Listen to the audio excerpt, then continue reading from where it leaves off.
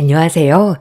저는 두 아이를 키우고 있는 40대 엄마입니다.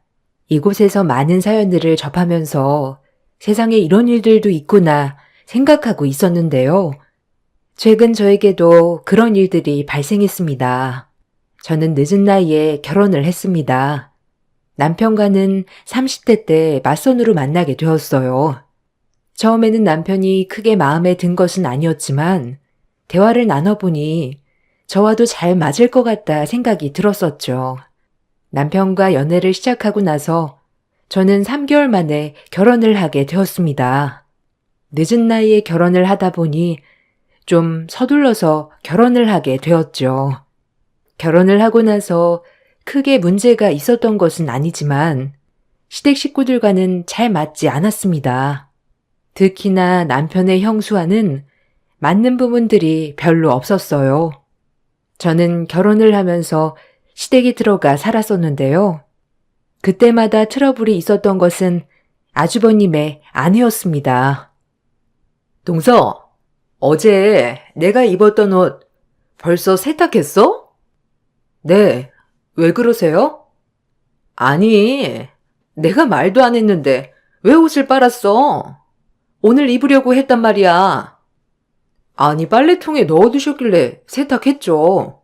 오늘 입으실 거였으면 밖에 두셨어야죠. 아, 그래도 한번 물어는 봐야지. 내가 이거 자주 입는 거 알지 않아? 그냥 세탁기에 넣어버리면 어떻게 해?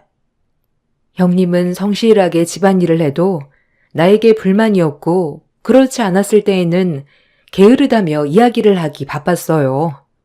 그렇지만 아주버님 회사에서 일을 하고 있었던 형님은 집안일은 하나도 손을 대지 않았습니다.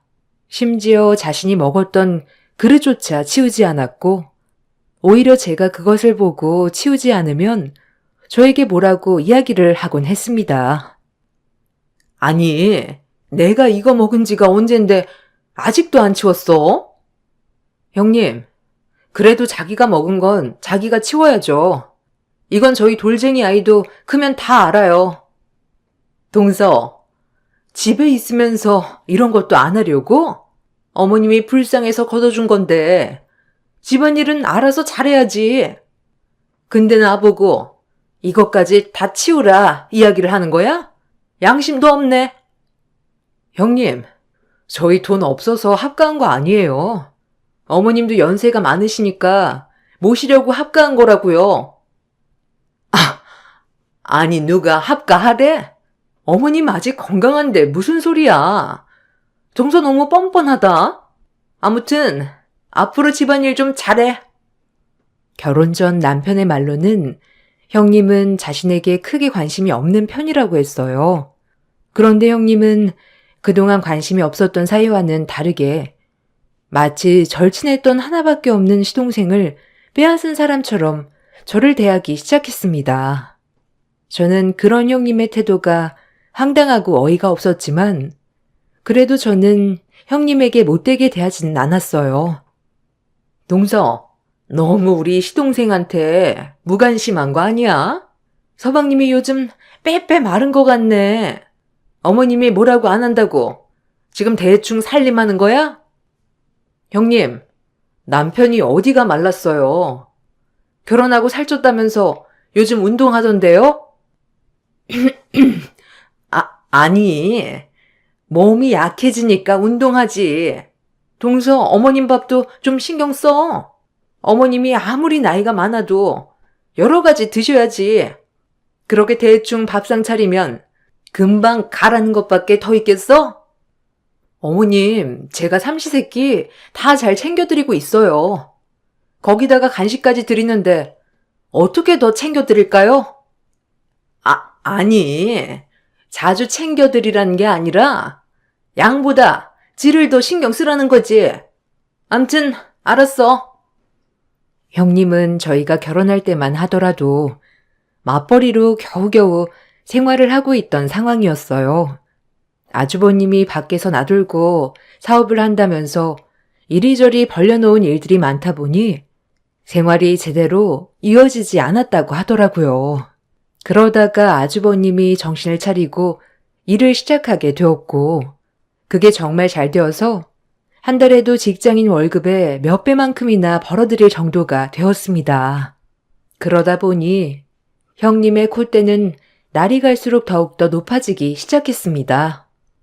동서, 요즘 좀 힘들어?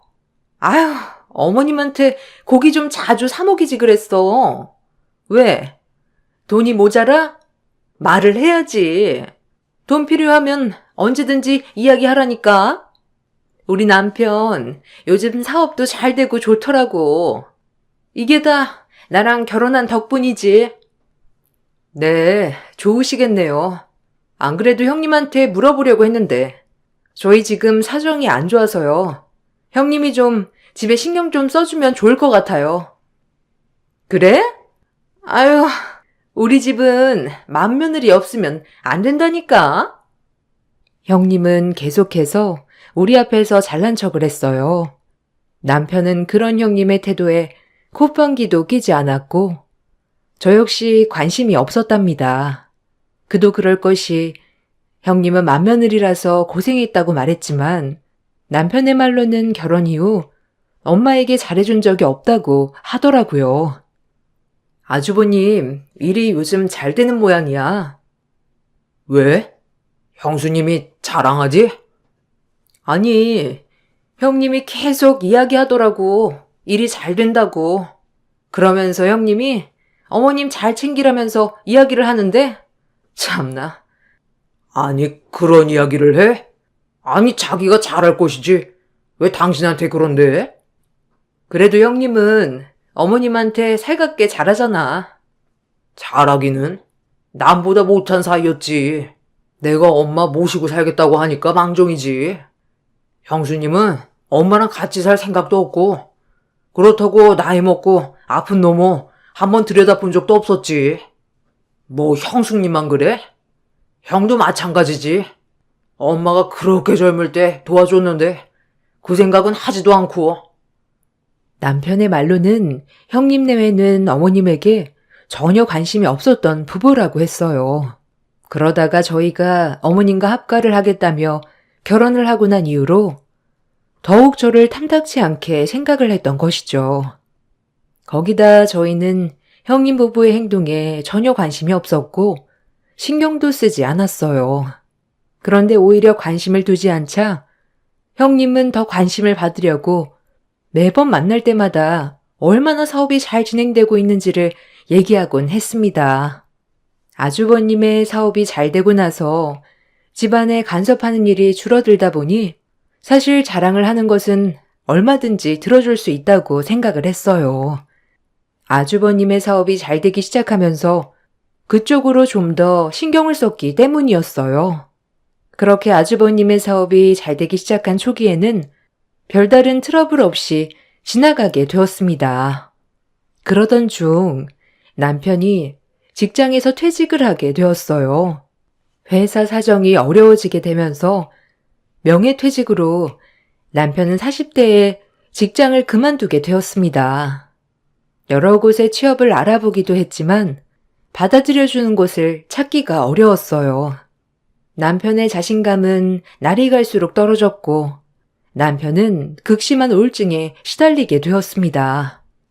이와 동시에 시모의 건강도 점점 나빠지게 되었어요.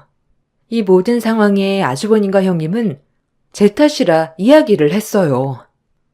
동서, 서방님 아직 우울하시대? 아니 좀 쉬면 어때서 그래? 동서가 서방님한테 막 뭐라 한 거 아니야? 형님, 제가 뭐라고 그래요. 저도 남편 조금 쉬었으면 좋겠다 생각을 하는데 본인은 그게 받아들여지지 않는가 보더라고요. 저도 많이 이야기하고 달래주고 있어요.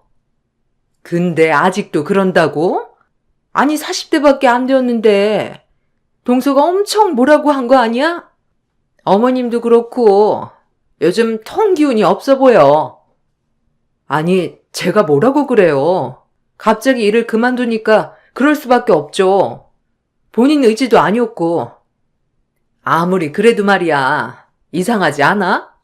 일 그만두면 속 시원해야 하는데 그렇게 울증이 걸리다니 옆에서 뭐라고 한 게 아닌 이상? 형님, 제 탓이라고 하고 싶으신 거예요? 무슨? 내가 동서 탓이라고 했어? 말이 그렇다는 거지. 동서, 요즘 좀 예민하다. 어머님이랑 서방님이 아파서 그런 거야? 이런 것도 다 자격지심이야. 마음이 좀 넉넉해야 하는 일들이 잘 되지.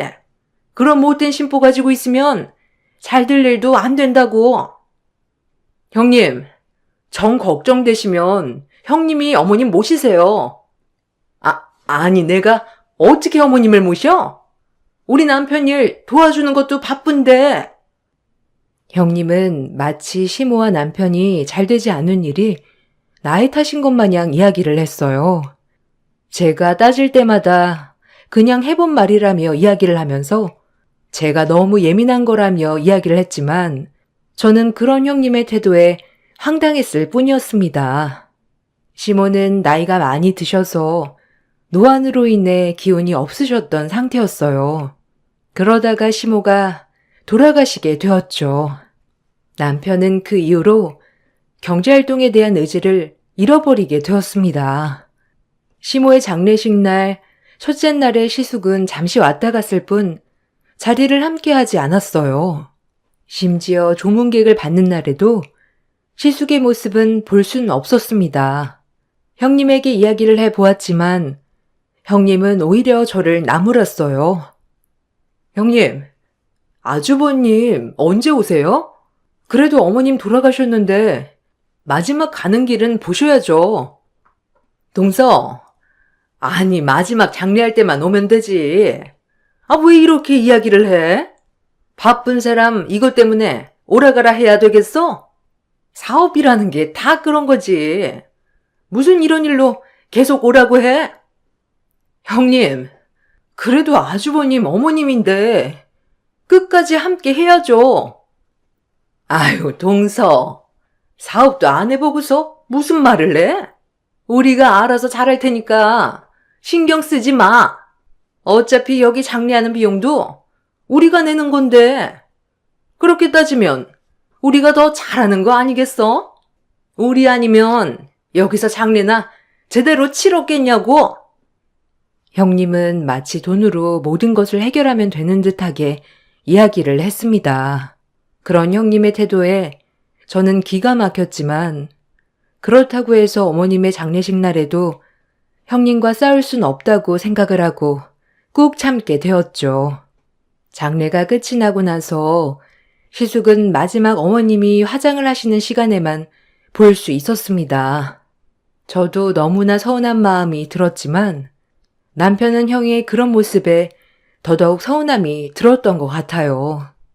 어머님께서 떠나고 난 후로 남편은 심한 우울증으로 공황장애까지 얻게 되었고 결국 경제활동을 더 이상 하지 못하는 상황까지 이르게 되었습니다. 그러자 저는 생계를 위해서 여러 가지 일을 시작했죠. 아침 일찍 요구르트 배달 일을 시작했고 그 후에는 다른 일을 하게 되었습니다. 다른 것보다 요구르트 배달 일은 처음에는 너무 고단했지만 하면 할수록 재미를 느낄 수 있었어요. 특히나 이른 아침에 부지런하게 일을 시작하는 사람들을 보면서 삶의 의지를 다질 수 있어서 좋았죠. 요구르트 배달을 마치고 나서도 다른 낫일을 하고 저녁에는 부업을 하면서 생계를 이어나갔습니다. 중간중간 힘든 날도 있었지만 아무리 도움을 요청해도 형님은 한 번도 도와주지 않았어요. 경제적으로 힘이 들었다면 이해라도 했을 테지만 아주버님 내에는 매년 해외로 여행도 떠나고 외제차로 수시로 바꾸기도 했습니다. 심지어 어려운 지인을 위해서 투자도 했다는 소식을 듣게 되면서 가족이라 생각했던 것은 우리뿐이었구나 느끼게 되었어요. 살아가면서 많은 충격을 받기도 했지만 열심히 노력을 하다 보면 언젠가는 해뜰 날이 있을 거라 생각을 했었죠. 그렇게 열심히 일을 하던 중 어느 날 요구르트 배달 문의가 들어왔습니다. 네, 요구르트입니다. 아, 네, 안녕하세요. 저희 제트 기업이라고 하는데요. 여기 아침에 혹시 요구르트 배달 가능한가요? 아, 제트 기업이요? 어떤 거 주문하시겠어요? 네. 작은 요구르트로 30개씩 매일 아니면 격일로 배달 가능할까요? 네, 알겠습니다.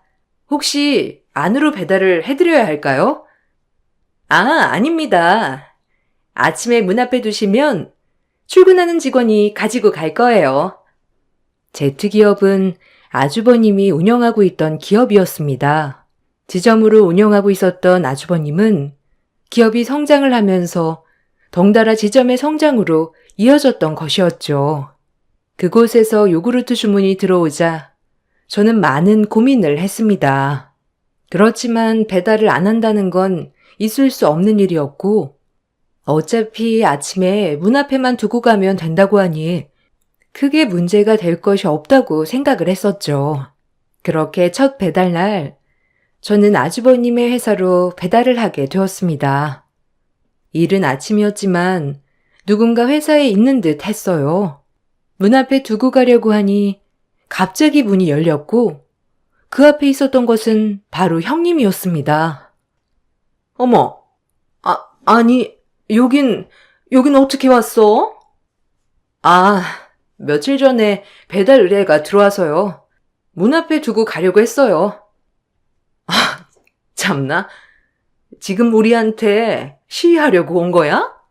네? 형님, 그런 게 아니라요. 배달 의뢰가 온 거라 저도 그냥 온 거예요. 아니, 여기 직원들 다 동서가 내 동서인 거 아는데 일부러 온 거잖아. 우리는 이렇게 잘 사는데 동서네가 이렇게 요구르트 배달하는 거 알면 다들 뒤에서 뭐라고 할 거야. 아니, 이걸 가지고 뭐라고 해요, 형님. 그냥 이거 두고 갈게요. 다들 출근하는 시간대에 잘 맞춰서 왔네. 우리 창피 주려고 그런 거지? 아, 그런 거 아니라고요. 저 이만 갈게요. 아니, 앞으로 오지 마. 요구르트 배달 절대로 여기 오지 말라고. 알아들어? 형님, 저희한테 의뢰온 걸 저희는 거절할 수 없는 거 형님도 아시잖아요. 지금 거부하는 거야? 그럼 그렇지. 역시 우리 창피 주려고 그런 거지? 아유, 당장 여기서 꺼지고 다신 여기 오지 마. 형님은 문 앞에 서 있는 저에게 구두발로 발길질을 하면서 당장 사라지라고 소리를 질렀습니다.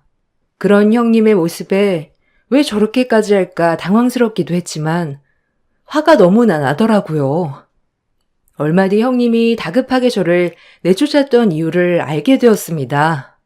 누군가 계단을 올라와 놀라운 얼굴로 저희를 보고 있었기 때문이었어요. 당신 지금 뭐 하는 거야?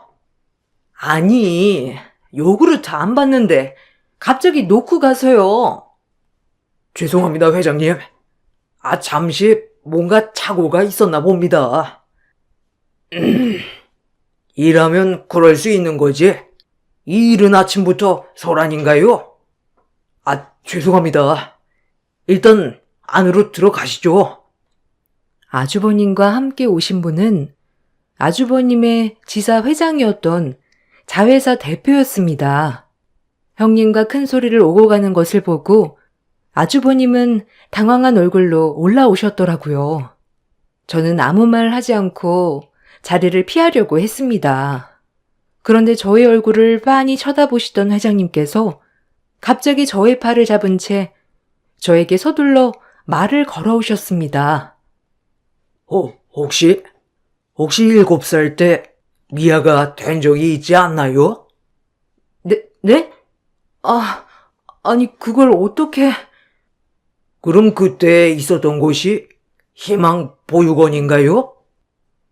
네, 맞아요. 아이고, 저 기억 안 나나요? 미정이라고 제 딸인데. 미정이요? 그때 그 미정이 말씀하시는 건가요? 네, 맞아요. 그때 저희 집에 미정이랑 같이 찾아오셨죠? 이렇게 만나네요. 그간 그렇게 찾아도 찾을 길이 없었는데. 회장님은 저의 손을 잡으면서 눈시울을 붉히며 이야기를 하셨습니다. 그 모습을 보고 아주버님과 형님은 당황한 표정을 지으셨죠. 저는 회장님의 이야기를 듣고 나서 깜짝 놀랐습니다. 저는 8살 때 지금의 부모님께 입양이 되었거든요. 7살 때 사고로 인해서 미아가 되었던 저는 부모에 대한 기억을 모두 잃은 상황이었습니다. 그대로 보육원으로 옮겨지게 되었죠. 생활을 하면서 여러 친구들이 들어왔지만 쉽게 친해질 수는 없었어요. 여러 친구들 중에서도 유일하게 친하게 지냈던 친구가 바로 미정이라는 친구였습니다. 그 친구는 보육원에 들어온 이후로 선생님들과 단 한마디도 하지 않았어요. 물론 친구들과도 이야기를 하지 않았었죠. 그렇지만 미정이는 저에게 자신의 비밀을 모두 털어놓았습니다. 너 왜 여기까지 오게 되었어? 나는 사실 왜 여기 왔는지 기억이 안 나. 선생님이 내가 기억을 찾으면 엄마 아빠한테로 갈 수 있대. 넌 다시 돌아가고 싶어? 왜? 엄마 아빠 만나면 좋은 거 아니야? 난 다시 가고 싶지 않아. 난 그곳이 너무 끔찍했어. 너 엄마 아빠 기억이 나? 왜 선생님한테 이야기하지 않았어? 난 거기서 미움받았어. 내가 뭘 해도 엄마 아빠는 내 편이 되지 않았거든. 다시 돌아가도 똑같을 거야. 그냥 여기서 새로운 엄마 아빠 만나는 게 나을 것 같아. 왜 그렇게 생각해? 그래도 엄마 아빠랑 같이 있으면 좋은 거 아니야? 아니, 우리 집에는 할머니가 있는데 그 할머니는 나를 너무 미워해. 미정이는 저에게 놀라운 이야기를 해 주었어요. 할머니는 아들을 원하셨는지 미정이에게 매우 냉정하게 대하셨고 여자라서 쓸모가 없다는 이야기도 했다고 하셨죠. 그 얘기를 듣고 나서 엄마에게 말을 했지만 엄마는 전혀 반응을 하지 않으셨고 울기만 하셨다고 해요. 거기다가 엄마가 아빠에게 이야기를 해도 외면할 뿐 제대로 할머니에게 화를 내지 않았다고 하더라고요. 결국 이 가족에게서 더 이상 자신은 필요하지 않은 존재라고 생각한 미정이는 그대로 집을 나오게 되었고 아무런 이야기를 하지 않은 채 다시 입양이 되기만을 기다리게 된 것이라며 저에게 이야기를 했습니다. 저는 그런 미정이의 말을 듣고 마음이 너무나 아팠어요. 저는 기억하지도 못하고 있는 가족을 그리워하고 있었던 상황이라 미정이의 마음이 반대될 수도 있겠다 생각이 들었죠. 입양을 가기 전 저는 미정이에게 마지막으로 친부모를 만나러 가자며 제안을 하게 되었습니다. 미정이는 원하지 않았지만 저는 다음날 입양을 가야 하는 상황이라 지금이 아니면 기회가 없다고 이야기를 했죠. 그렇게 저는 미정이와 친부모의 집으로 향하게 되었습니다.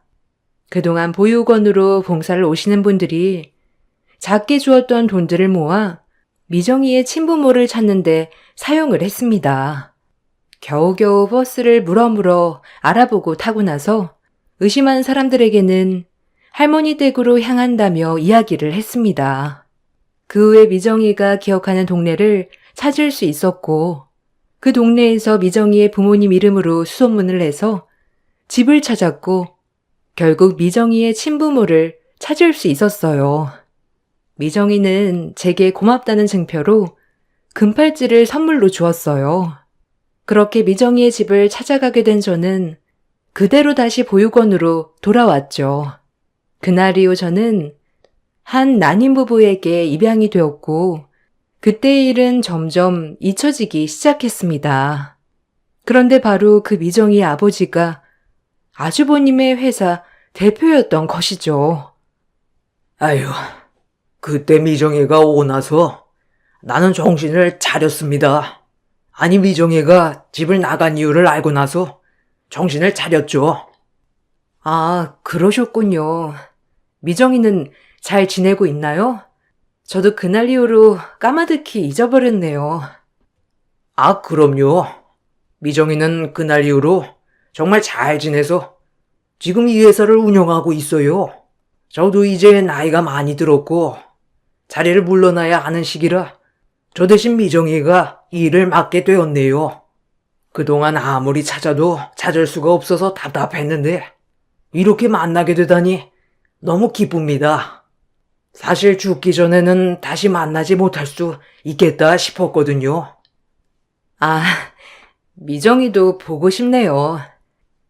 미정인 사실 다시 돌아오고 싶지 않았다고 했는데 같이 있던 친구가 자꾸만 자신의 마음을 움직였다고 하더라고요.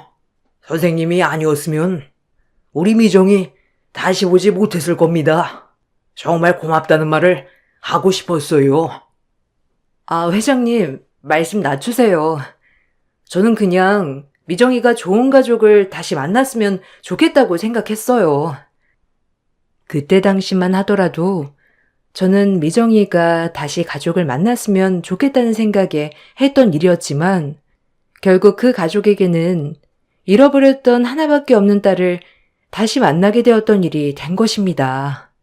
미정이 역시 그때만 하더라도 어린 마음에 집을 나가버렸고 무서운 마음에 입을 다물어 버렸지만 제가 가족을 찾아주면서 다시 일상으로 되돌아갈 수 있었던 것이죠. 그 후에 저는 미정이와도 만남을 갖게 되었습니다. 어머, 어쩜 이렇게 어릴 적이랑 똑같이 컸어? 너무 반갑다. 아버지가 너가 차고 있던 팔찌 보고 알아보셨대. 미정아, 너도 진짜 그대로다. 벌써 40년이나 지났어. 그런데 이렇게 그대로라니 너무 놀랍네. 난 종종 그 팔찌 차고 다녔지. 넌 어떻게 지냈어? 정말 세월 빠르다. 우리 그때 진짜 어렸는데 너 덕분에 나 다시 가족을 만났고 행복하게 잘 지낼 수 있었어. 너는 어떻게 지냈어? 그날 이후로 입양 갔다는 소식은 들었어. 너 찾으려고 했는데 이미 입양 간 가족들은 연락도 안 되고 너는 이름도 바꿔서 찾을 수가 없더라고. 나 입양 가서 그 집안 성씨랑 이름으로 다 바꿨어. 그래서 더 못 찾았을 거야. 잘 지냈다니 너무 다행이다. 나 사실 그때 은혜 갚으려고 더 열심히 살았어. 솔직히 나는 가족을 기억하고 있었지만 너는 아무런 기억이 없어서 슬퍼했잖아. 그 보육원에서 유일하게 나를 신경 써주고 잘해주었던 것도 너뿐이었고 언젠가는 만나면 내가 그 은혜 보답하려고 이렇게 노력해서 대표 자리까지 앉게 되었어. 어머, 진짜 축하해. 잘됐다. 너무 잘됐어. 그렇지? 이거 다 네 덕분이야. 어떤 것이든 말만 한다면 다 도와줄 수 있어. 내가 할 수 있는 건 다 해줄게. 원하는 거 있으면 말해봐. 에이, 무슨 원하는 게 있다고 그래. 그냥 그땐 내 친구니까 가족을 찾아준 거지. 지금 생각해보면 정말 대단해. 겨우 7, 8살밖에 되지 않았는데 거기다가 소중하게 모아둔 돈들을 오로지 나를 위해 쓴 거잖아. 그러게 말이야. 아마 마지막으로 했던 선행이 아닐까 싶기도 하고. 그렇게 큰 일을 했는데 내가 그 은혜 갚아줘야지. 뭐든 이야기해봐. 아참, 그러고 보니까 아빠가 그날 회사에 갔을 때 무슨 일 있었다며? 거기 대표랑 아는 사이야? 아, 사실 거기 대표 우리 아주버님이야. 요구르트 배달하러 갔는데 잠깐 일이 있었어. 아, 아빠 말로는 좀 소란이 있었다고 하던데? 싸운 거야? 싸우기보다는 아무래도 내가 가족인데 요구르트 배달을 간다는 게 좀 신경 쓰였나 보더라고.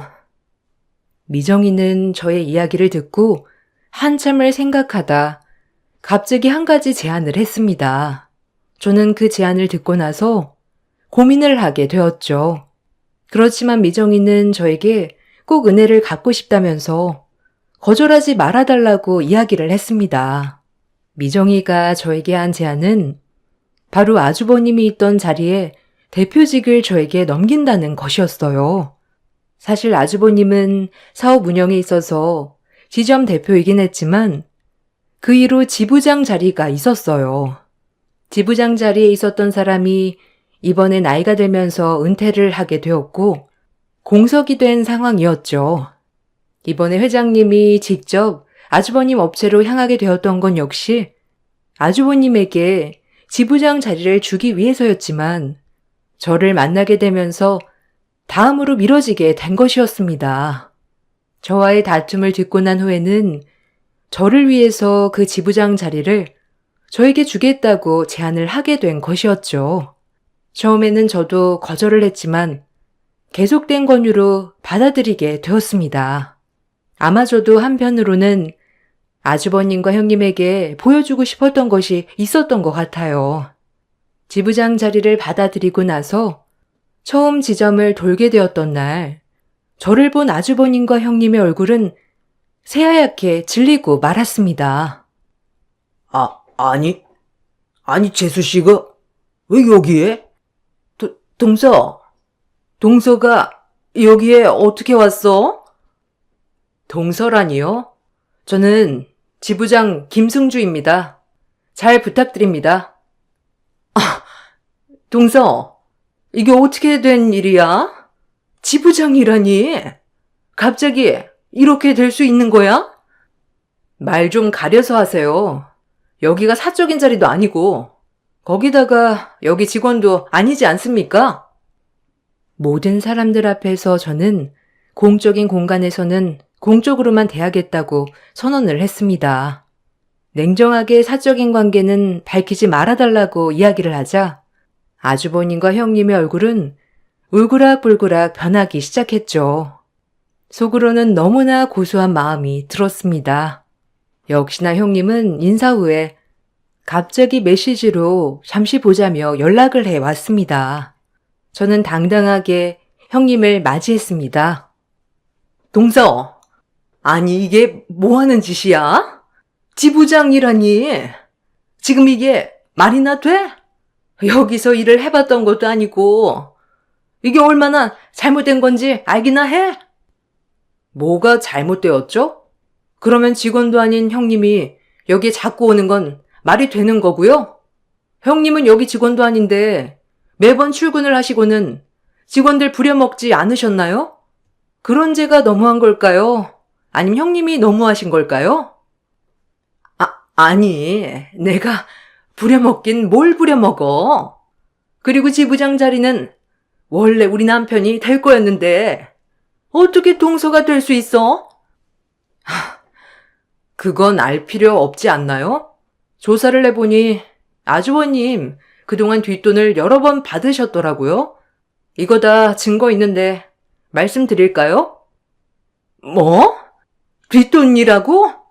우리 남편은 그런 거 할 줄 몰라. 무슨 소리를 하는 거야? 더 이상 직원이 아니신 분이랑 이야기할 필요는 없으니 나가주세요. 그리고 다시는 용건 없이 여기 오지 않으셨으면 좋겠습니다. 뭐라고? 황당한 얼굴을 하고 있는 형님을 밖으로 내보내고 나서 저는 시숙의 지금까지의 일에 대해서 다시 살펴보게 되었어요. 시숙은 지부장의 자리가 자신에게 올 것이라고 생각하고 여러 업체에 뒷돈을 받았던 정황이 있었습니다. 이를 먼저 확인을 하고 보고를 한 후에 시숙에게 이 사실을 이야기했습니다. 재수 씨, 이거 너무한 거 아니에요? 아무리 그래도 가족인데 이런 치부를 좀 덮어줄 수 있는 거 아니냐고? 아주버님, 사건이 커도 너무 크잖아요. 거기다가 아직 지부장이 된 것도 아닌데 업체 측에서 이런 뒷돈을 받았으면 이후에 운영에도 지장을 받을 수밖에 없다는 거 아시지 않나요? 그래서 내가 지부장이 되어야 한다는 거였잖아요. 재수 씨가 지부장이 되면서 모든 일이 다 꼬였다고. 아주버님, 이건 제 탓이 아니고 아주버님이 더럽게 일한 탓 아닌가요? 뭐? 더럽게 일해? 사업 운영 한 번도 안 해본 주제에? 아는 사람 덕 봐서 지부장 되어놓고서는 그딴 말을 짓거려? 네, 어디 한번 두고 보세요. 어떻게 제가 운영하는지.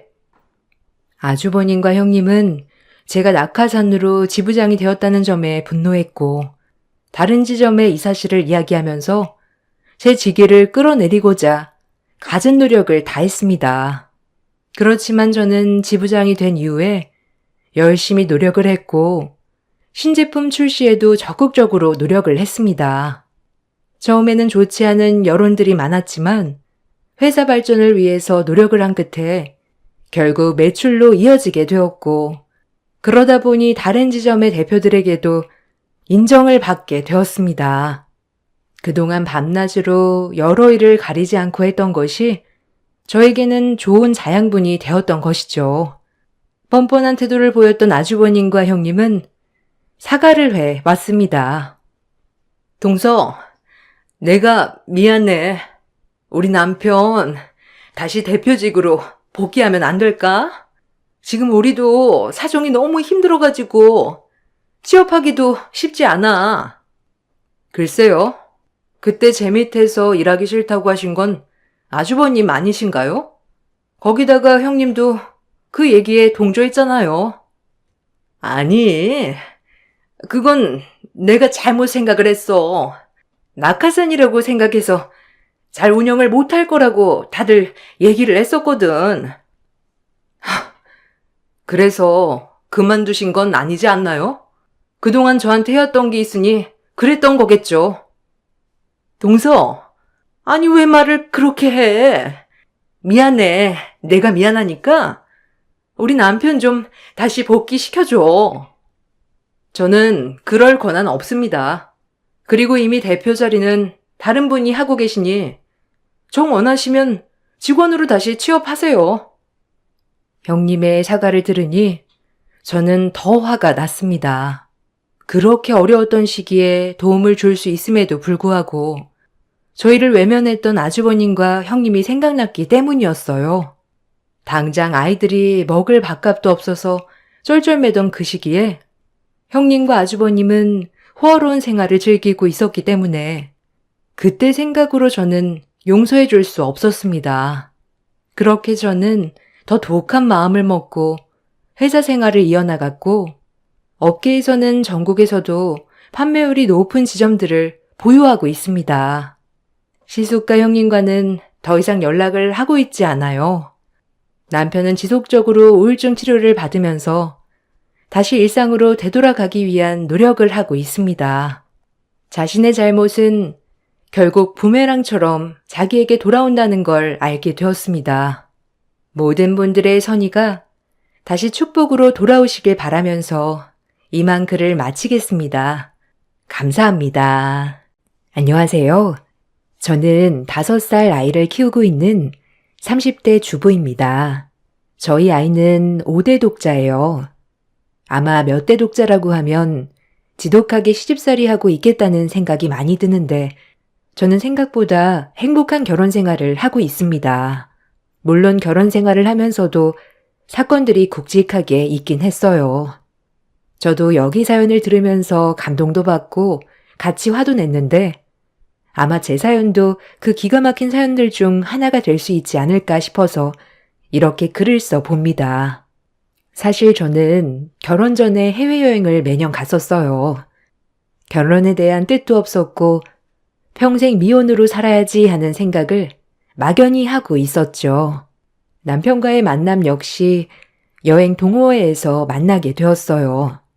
남편도 여행을 정말 좋아했는데 그게 바로 집안 때문에 생긴 스트레스로 여행을 좋아하게 된 거더라고요. 남편은 4대 독자였고 누나 한 명이 있었어요. 집안에서는 얼른 결혼을 하라며 성하였는데 그것 때문에 남편의 스트레스가 심했습니다. 그러다가 여행을 다니면서 저를 만나게 되었고 저에게 큰 호감이 생기게 되었다고 해요. 저도 남편이 싫지 않아 연애를 시작하게 되었는데 연애를 하다가 남편은 저에게 조심스럽게 이야기를 하더라고요. 수진아, 저기 말이야. 내가 말하려고 했는데, 이게 말을 해야 되나 말아야 되나, 나도 모르겠어가지고. 근데 그게 너한테는 부담도 될 수 있고, 안 될 수도 있으니까. 경오빠, 무슨 일 있어? 무슨 말 하려고 이렇게 뜸을 들이는 거야? 그냥 속 시원하게 말해봐. 무슨 일인데? 그게, 사실은 나 4대 독자야. 알지? 근데 진짜 내가 4대 독자라고 해서 뭐 특별한 게 아니라. 에이, 뭐야. 오빠, 나랑 결혼하려고 했어? 아니, 그래도 결혼할 수도 있지 않나? 지금? 벌써? 나는 오빠랑 연애하고 있지. 결혼하려고 하는 건 아닌데. 괜찮아. 남자친구가 4대 독자면 어떻고 아니면 어떻다고. 그렇지? 그래도 혹시라도 결혼을 하고 싶어질 수도 있으니까. 그래서 말하는 건데. 우리 그런 거 전혀 압박 없어. 그러니까 꼭 참고해. 알았어. 그것 때문에 이렇게 뜸을 들였어? 오빠 진짜 4대 독자야? 신기하다. 내 주변에는 그런 사람 없었는데. 저는 그냥 남편과 연애를 할 때는 대수롭지 않게 생각했던 일이었어요. 남자친구가 4대 독자면 어떻고 5대 독자면 어떠리 생각을 했죠. 그때만 하더라도 결혼에 대한 생각이 딱히 없었기 때문에 크게 개의치는 않았던 것 같아요. 연애 1년을 하고 나서 남편은 속으로 결혼을 하고 싶다는 생각을 했었나 보더라고요. 어느 날 갑자기 시부모님이 동네에 오시게 되었다며 괜찮으면 같이 밥이나 한번 먹자고 이야기를 했답니다. 저는 그때는 정말 그렇구나 생각을 하고 가서 밥을 먹게 되었어요. 안녕하세요. 저는 경우 오빠 여자친구 이수진이라고 합니다. 어머, 너무 예쁜 아가씨가 우리 아들 여자친구구나. 반가워요. 나는 경호 엄마예요. 이쪽은 경호 아빠. 반가워요. 경호가 한번 사진을 보여줬는데, 실물 보니까 실물이 더 예쁜 것 같네요. 경호랑 얼마나 만났죠? 감사합니다. 저희 1년 정도 만났어요. 그렇구나. 경호 본가가 다른 지역인 거는 들었어요? 네네. 처음에 연애할 때 많이 들었어요. 엄마, 수진이 나 4대 독자인 것도 다 알아. 그거?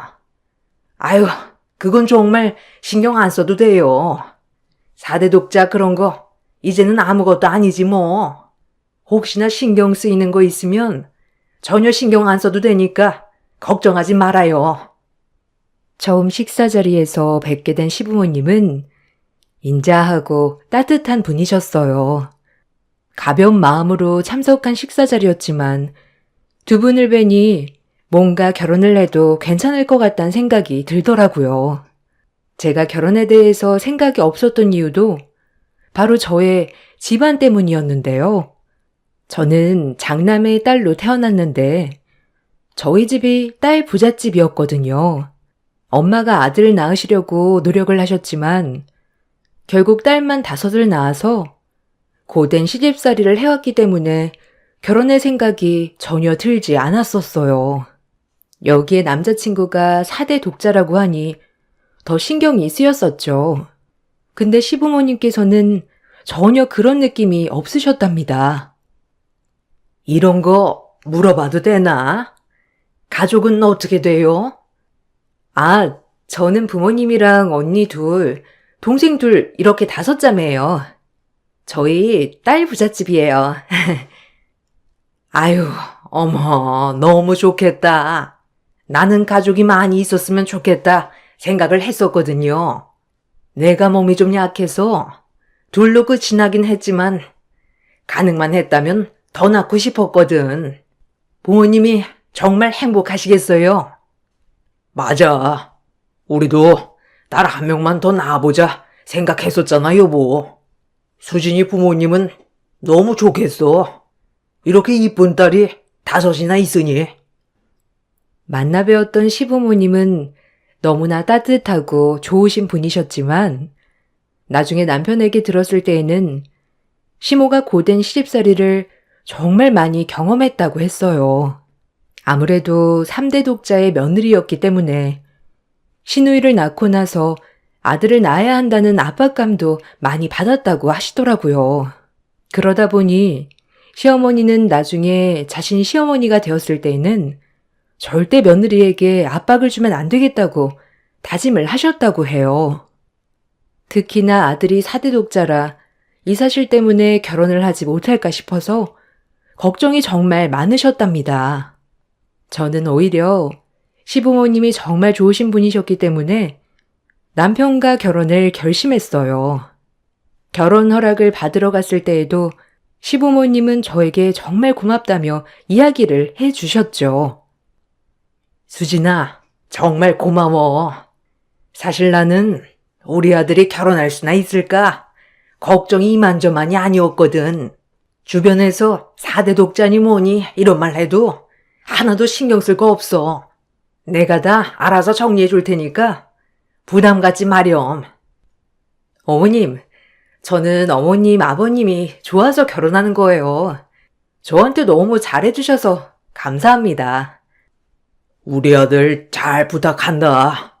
아직은 부족한 거 많고 배워야 할 것도 많지만 그래도 같이 의지해서 잘 살 수 있을 거야. 시부모님은 결혼을 허락받는 날까지도 부족한 당신의 아들을 받아주어 고맙다는 이야기를 꼭 하셨어요. 시부모님의 따뜻한 마음에 저 역시 행복하게 결혼을 할 수 있을 거라 생각을 했었죠. 그렇지만 모두의 축복 속에서도 저를 탐탁지 않게 생각하는 사람은 있었어요. 바로 남편의 누나, 시누이였습니다. 시누이는 저를 처음 볼 때부터 마음에 들어하지 않았어요. 특히나 시어머님이 저를 너무나 아끼고 애정하자 더욱더 싫어하는 티가 났었죠. 수진아, 이거 다른 게 아니고 그냥 결혼 선물이야.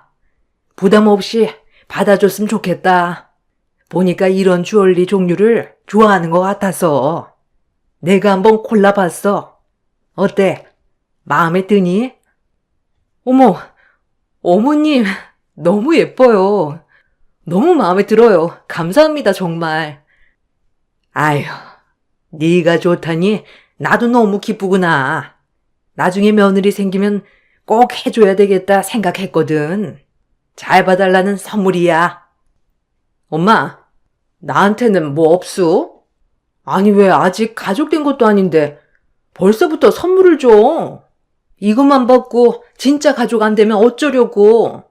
그때 되면 다시 돌려달라고 할 거야?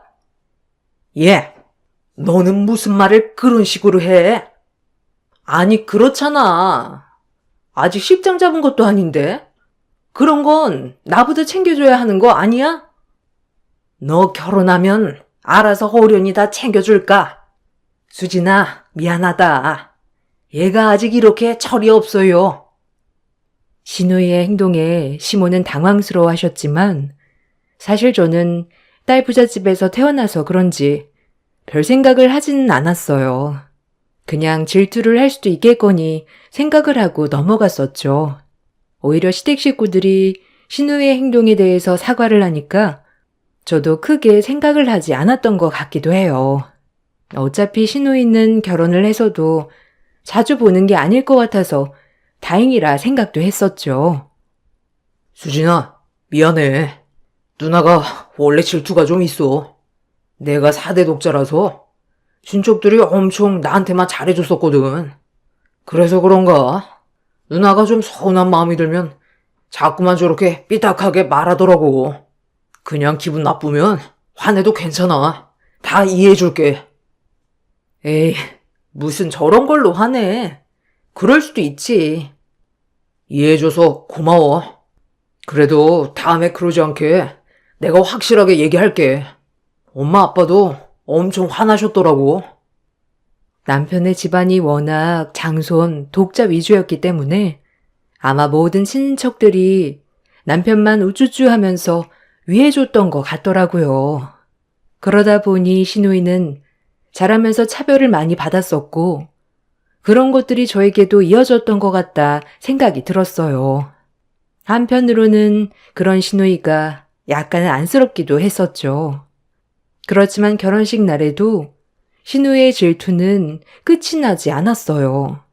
당연 저와 남편이 주인공이었기 때문에 시부모님은 저에게 칭찬을 해주었지만 그것마저도 시누이는 마음에 들지 않으셨던 거죠. 어머, 수진아. 아유, 정말 천사가 따로 없다. 어쩜 이렇게 드레스가 잘 어울리니? 이렇게 예쁜 신부는 내가 평생 처음 봤네. 아이, 어머니, 감사해요. 어머님도 너무 아름다우세요. 제가 본 어머님 중에 제일 예쁘신 것 같아요. 그렇지. 내가 보기에도 그렇다. 우리 수진이는 두 번째로 이쁘지. 엄마, 아빠, 뭐해? 아, 왜 이렇게 주책이야? 이게 뭐가 이뻐? 신부가 그냥 다 이쁜 거지. 올케는 왜 화장을 그렇게 했어? 얼굴이 다 둥둥 떠다니는 것 같아. 예. 아니, 예쁘기만 한데, 너 왜 그래? 자꾸 이렇게 할 거면, 그냥 식만 끝나고 집에 가. 아, 왜 그러는 거야? 결혼식 날에도 신우의 말에 저는 살짝 기분이 나쁘기도 했지만 바로 시부모님과 남편이 화를 내준 덕분에 그대로 넘어가게 되었어요. 신우이는 결혼식 날 혼이 난 것이 화가 났는지 식만 끝나고 바로 집으로 가버렸더라고요. 결혼을 하고 나서도 종종 시댁 행사에 참석을 하게 되면 정말 웃지 못할 일도 많이 있었답니다.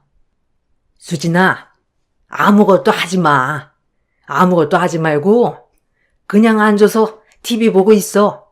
TV 보는 게 불편하면, 저기 경호 썼던 방에 들어가서 쉬어도 괜찮아. 아니다, 경호야. 수진이 데리고 너 방에 들어가서 있어. 밥 다 차려지면 부를게. 그래, 수진아. 우리 신경 쓰지 말고 편하게 있으렴. 원래 밥성은 나랑 엄마가 차리는 거니까 신경 쓰지 말아라. 얼씨구, 엄마, 아빠, 아니 왜 그러는 거야? 이런 건 며느리가 하는 거야. 올케, 지금 뭐 해? 아무리 엄마랑 아빠가 하지 말라고 해도 와서 싹싹하게 먼저 싹 차려야지. 뭐 하고 있는 거야? 예, 너 왜 그러는 거야? 너 나 도와줘. 너는 어찌 된 게 살면서 한 번 밥상 차리는 걸 안 도와주니? 엄마는 왜 자꾸 나한테만 그래? 며느리가 들어왔는데 내가 형님인데 해야 되는 거야? 형님이고 동생이고 그런 게 어디 있어? 너는 한 번을 도와줬어야 내가 인정이나 해주지. 수진이 오기 전에는 밥상에 숟가락 한 번 올리지도 않았으면서 왜 자꾸 네가 생색이야? 수진이도 있는데 창피하게 이럴래? 시부모님은 저를 어떻게든 가만히 있게 하시려고 노력하셨고 시누이는 어떻게든 나에게 일을 시키려고 노력을 했죠. 그 사이에서 어떻게 해야 하나 고민을 하기도 했지만 항상 시누이가 먼저 화를 내고 나가버리면서 상황은 끝이 나곤 했습니다. 그럴 때면 시어머니는 저에게 미안하다며 사과를 하셨어요. 아이고 수진아, 너무 미안하다. 좋은 날에 분위기가 이렇게 되다니. 내가 참석 안 해도 괜찮다고 했는데 굳이 또 와서 이러네. 괜찮아요, 어머님. 너무 신경 쓰지 마세요. 형님도 갑자기 새 식구 들어오고 그래서 마음이 그러실 수도 있으니 이해해요. 이해해주니 고맙다. 좋아하는 거 많이 했으니까 배부르게 먹고 가렴. 어머님께서는 혹시라도 신우이가 다음에 만나면 또 꼬투리를 잡을까 싶어서 시댁 행사가 있는 날에는 참석하지 말라고도 해보았지만 이상하게 신우이는 기분 나빠하면서도 모든 행사에 참석을 했어요. 남편 또한 결혼 전에는 매번 빠지던 가족 식사 자리를 제가 오고 나서는 꾸준히 참석하는 게 더 괘씸하다며 이야기를 하더라고요. 시부모님과 남편이 저를 대신해서 신우의 행동을 제재시키고는 있었지만 사실 언제까지 이렇게 하실까 걱정이 되기도 했죠. 그렇게 신우이와의 어색한 관계를 그대로 유지한 채 결혼 1년이 지나고 저는 임신을 하게 되었어요. 임신을 한 후에는 정말 시부모님과 남편이 마치 저를 보물 대하듯이 대해주셨답니다. 그러면서 신우의 질투는 극에 달하게 되었어요. 수진아, 요즘 몸은 힘들지 않니? 임신하면 자주 졸리고 피곤하고 그럴 텐데 우리 식사 자리도 이제 좀 줄이자. 아니에요. 저 어머니 음식 먹고 싶어서 오는 거예요. 원래 입맛이 정말 없는데 어머니 음식 먹으면 밥 한 그릇 다 먹게 되더라고요. 에휴, 그러니? 내가 잘 먹는 거 챙겨줄게. 이렇게 모이려고 하면 사실 힘들 수도 있잖아. 필요한 반찬 얼마든지 챙겨줄 테니까 말만 해. 나도 임신했을 때 정말 몸도 무겁고 힘들었거든. 아무리 편한 집이라고 해도 이게 몸이 힘드니까 불편하기도 했어. 경호가 정말 많이 도와줘야 되겠다. 네, 엄마. 저도 옆에서 많이 도와주고 있어요. 그래도 사실 임신한 사람이 제일 힘드니까 더 노력해야죠. 그래, 얼마나 힘들겠어. 저 여린 몸에 아이까지 뵈고 있으니. 아이고, 힘들면 언제든지 이야기하고. 네, 감사해요, 어머님. 지금은 정말 괜찮아요. 이렇게 잔뜩 사랑받으면 힘든하고 좋아요. 참나, 누가 보면 임신 혼자만 하는 줄 알겠네. 네? 아니, 결혼하고 임신하는 건 다 하는 건데. 아니, 왜 이렇게 호들갑인지 모르겠네. 그만해. 엄마, 엄마도 좀 그만해. 이거 너무 유난이야. 아이 임신했다고 이 정도면 나중에 낳고 나면 아예 목마 태우고 다니겠소? 너 그만하라고 했지? 자꾸 그런 소리 할 거면 식사 자리 참석 안 하는 게 좋겠다. 참, 엄마 진짜 너무한다. 안 그래도 가려고 했어. 신우이는 시댁 식구들이 모두 임신한 저의 건강만을 챙기자 정말 싫어하는 눈치였어요. 그렇다고 해서 시부모님이 신우이에게 잘 해주지 않았던 것도 아니었어요.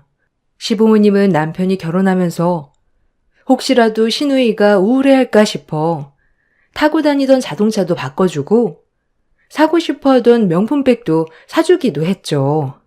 거기다가 신우이랑만 여행도 여러 번 다녀오기도 했어요. 그렇게 챙겨줬음에도 신우이의 질투는 끝이 나지 않았어요. 이거 경호 몰래 너만 써. 알았지? 화장품을 사도 좋고 맛있는 거 먹어도 좋고 옷을 사도 좋아. 오로지 널 위해서만 쓰라고 주는 거야. 경호한테는 100원도 나눠주면 안 된다. 알겠지? 어머님, 너무 감동이에요. 그래도 어머님이 저번에 주신 용돈도 저 하나도 안 썼어요.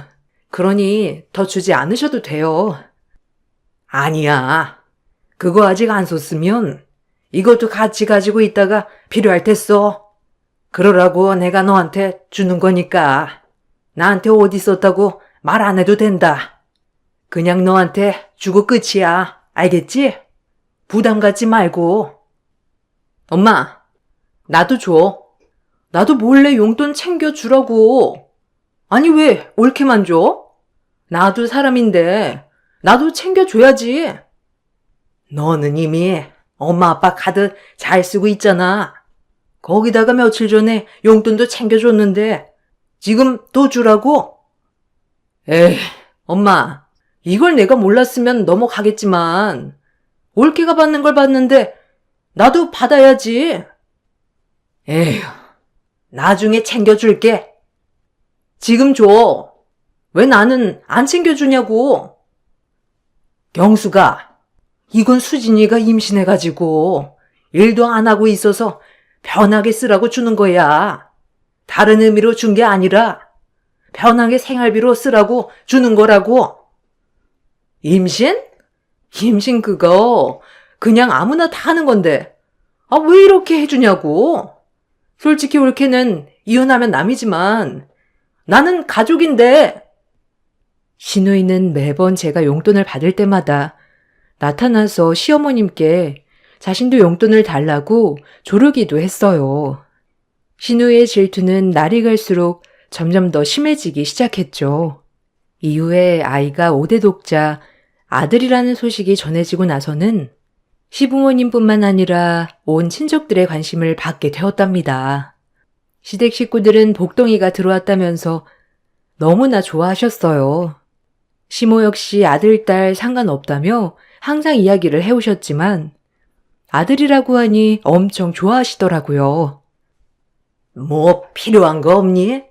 나중에 출산하고 나면 회복할 때까지는 쉬어야 하니까 필요한 거 말하면 내가 준비를 해볼게. 아니다. 이걸로 필요한 거 다 사렴. 어머님, 너무 많아요. 매번 보실 때마다 용돈 자꾸만 챙겨주셔가지고 그것만으로도 필요한 거 다 살 수 있어요. 이건 그냥 넣어두세요. 그래도 첫 손주인데 좋은 걸로 해주고 싶어서 그래. 그리고 산후조리원은 내가 알아보고 예약을 해뒀어. 저번에 경호한테 물어보니까 좋다고 한 곳이 있더라고. 그래서 예약했으니까 산후조리 걱정하지 말거라. 산후조리원 나오고 나서도 2달 동안은 도우미 이모님이 오실 거야. 어머님, 정말 감사해요. 제가 챙겨야 하는 건데 어머님 덕분에 제가 챙길 게 없네요. 아이고, 내가 출산한 지 너무 오래돼가지고 뭐가 필요한지를 몰라서 준비를 해주고 싶은데 그래도 엄마 취향이 있으니 아이 물품은 알아서 골라보렴. 시어머님은 항상 저를 먼저 생각하시면서 이야기를 해 주셨어요. 그런 덕분에 저도 행복하게 임신 기간을 거치고 출산까지 하게 되었답니다. 출산을 하고 나서 사실 시부모님이 가장 먼저 달려오실 거라 생각을 했는데 며칠이 지나도 찾아오시지 않더라고요. 궁금해서 물어보니 혹시라도 내가 불편할까 신경이 쓰일까봐 나중에 아이까지 잘 크고 나서 100일 정도에 오시겠다며 이야기를 하신 상태셨어요. 덕분에 저는 산후조리원까지 무사히 다녀오게 되었답니다. 아이가 100일이 되어가면서 종종 영상통화도 하고 편하게 오시라 이야기도 했었죠.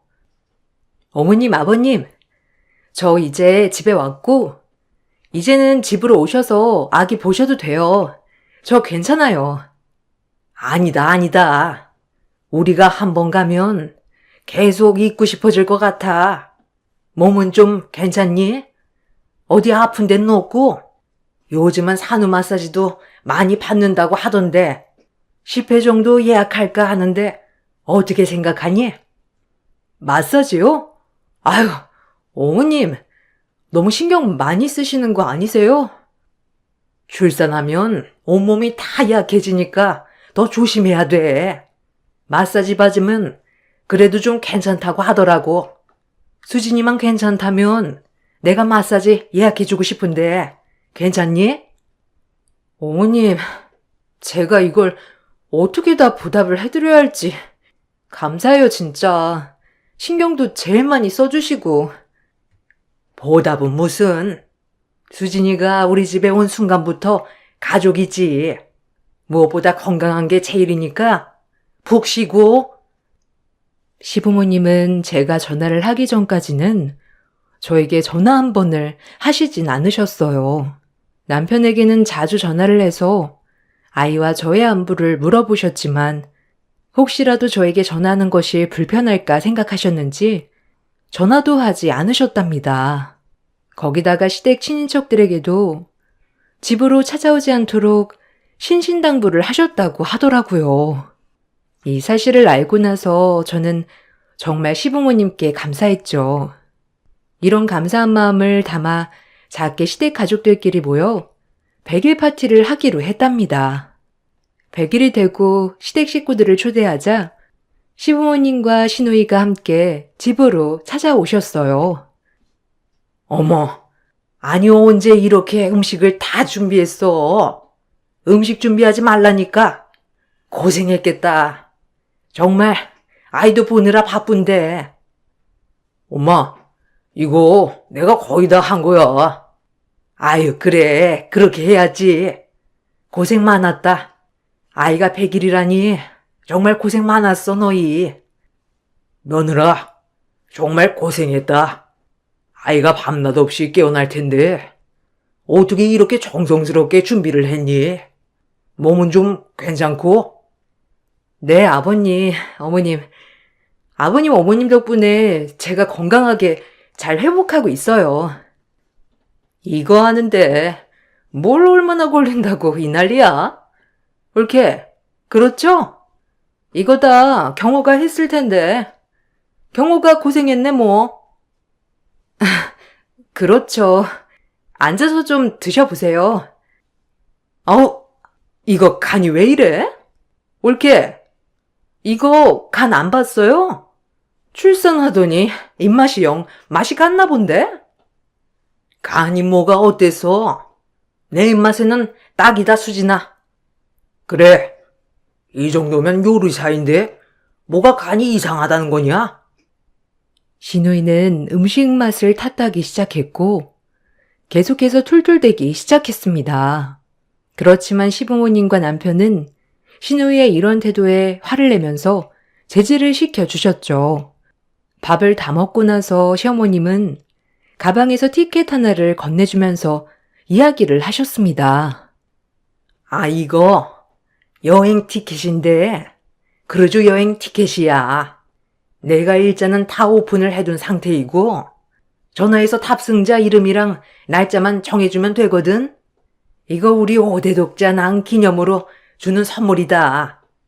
내가 5대 독자 이런 거 좋아하진 않지만 그래도 우리 수진이 장한 일했으니 상 한번 주고 싶어서. 네? 크루즈 여행이요? 어머님, 너무 가분한 상이에요. 수진아, 결혼 전에는 매일 정말 빠짐없이 여행 다니면서 즐기고 다녔잖니.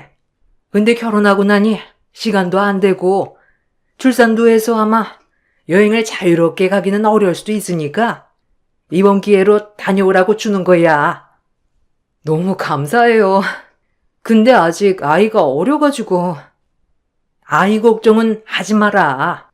내가 봐줄 수도 있고 아니면 그 기간까지 이모님 붙여서 봐줄 수도 있는 거고. 그건 전혀 걱정하지 말고 경호랑 같이 다녀와. 시부모님은 제가 5대 독자를 낳아서 선물로 초호화 크루즈 여행 티켓을 주셨어요. 저희는 모두 놀랐고 그 후로 어떻게 해야 할까 고민이 정말 많았었죠. 고민 끝에 날짜를 결정하고 전화를 해보니 이미 예약도 되어 있고 출발을 한 상황이더라고요. 이 사실을 알고 시모는 티켓이 잘못된 거 아니냐며 경찰에 신고를 했어요.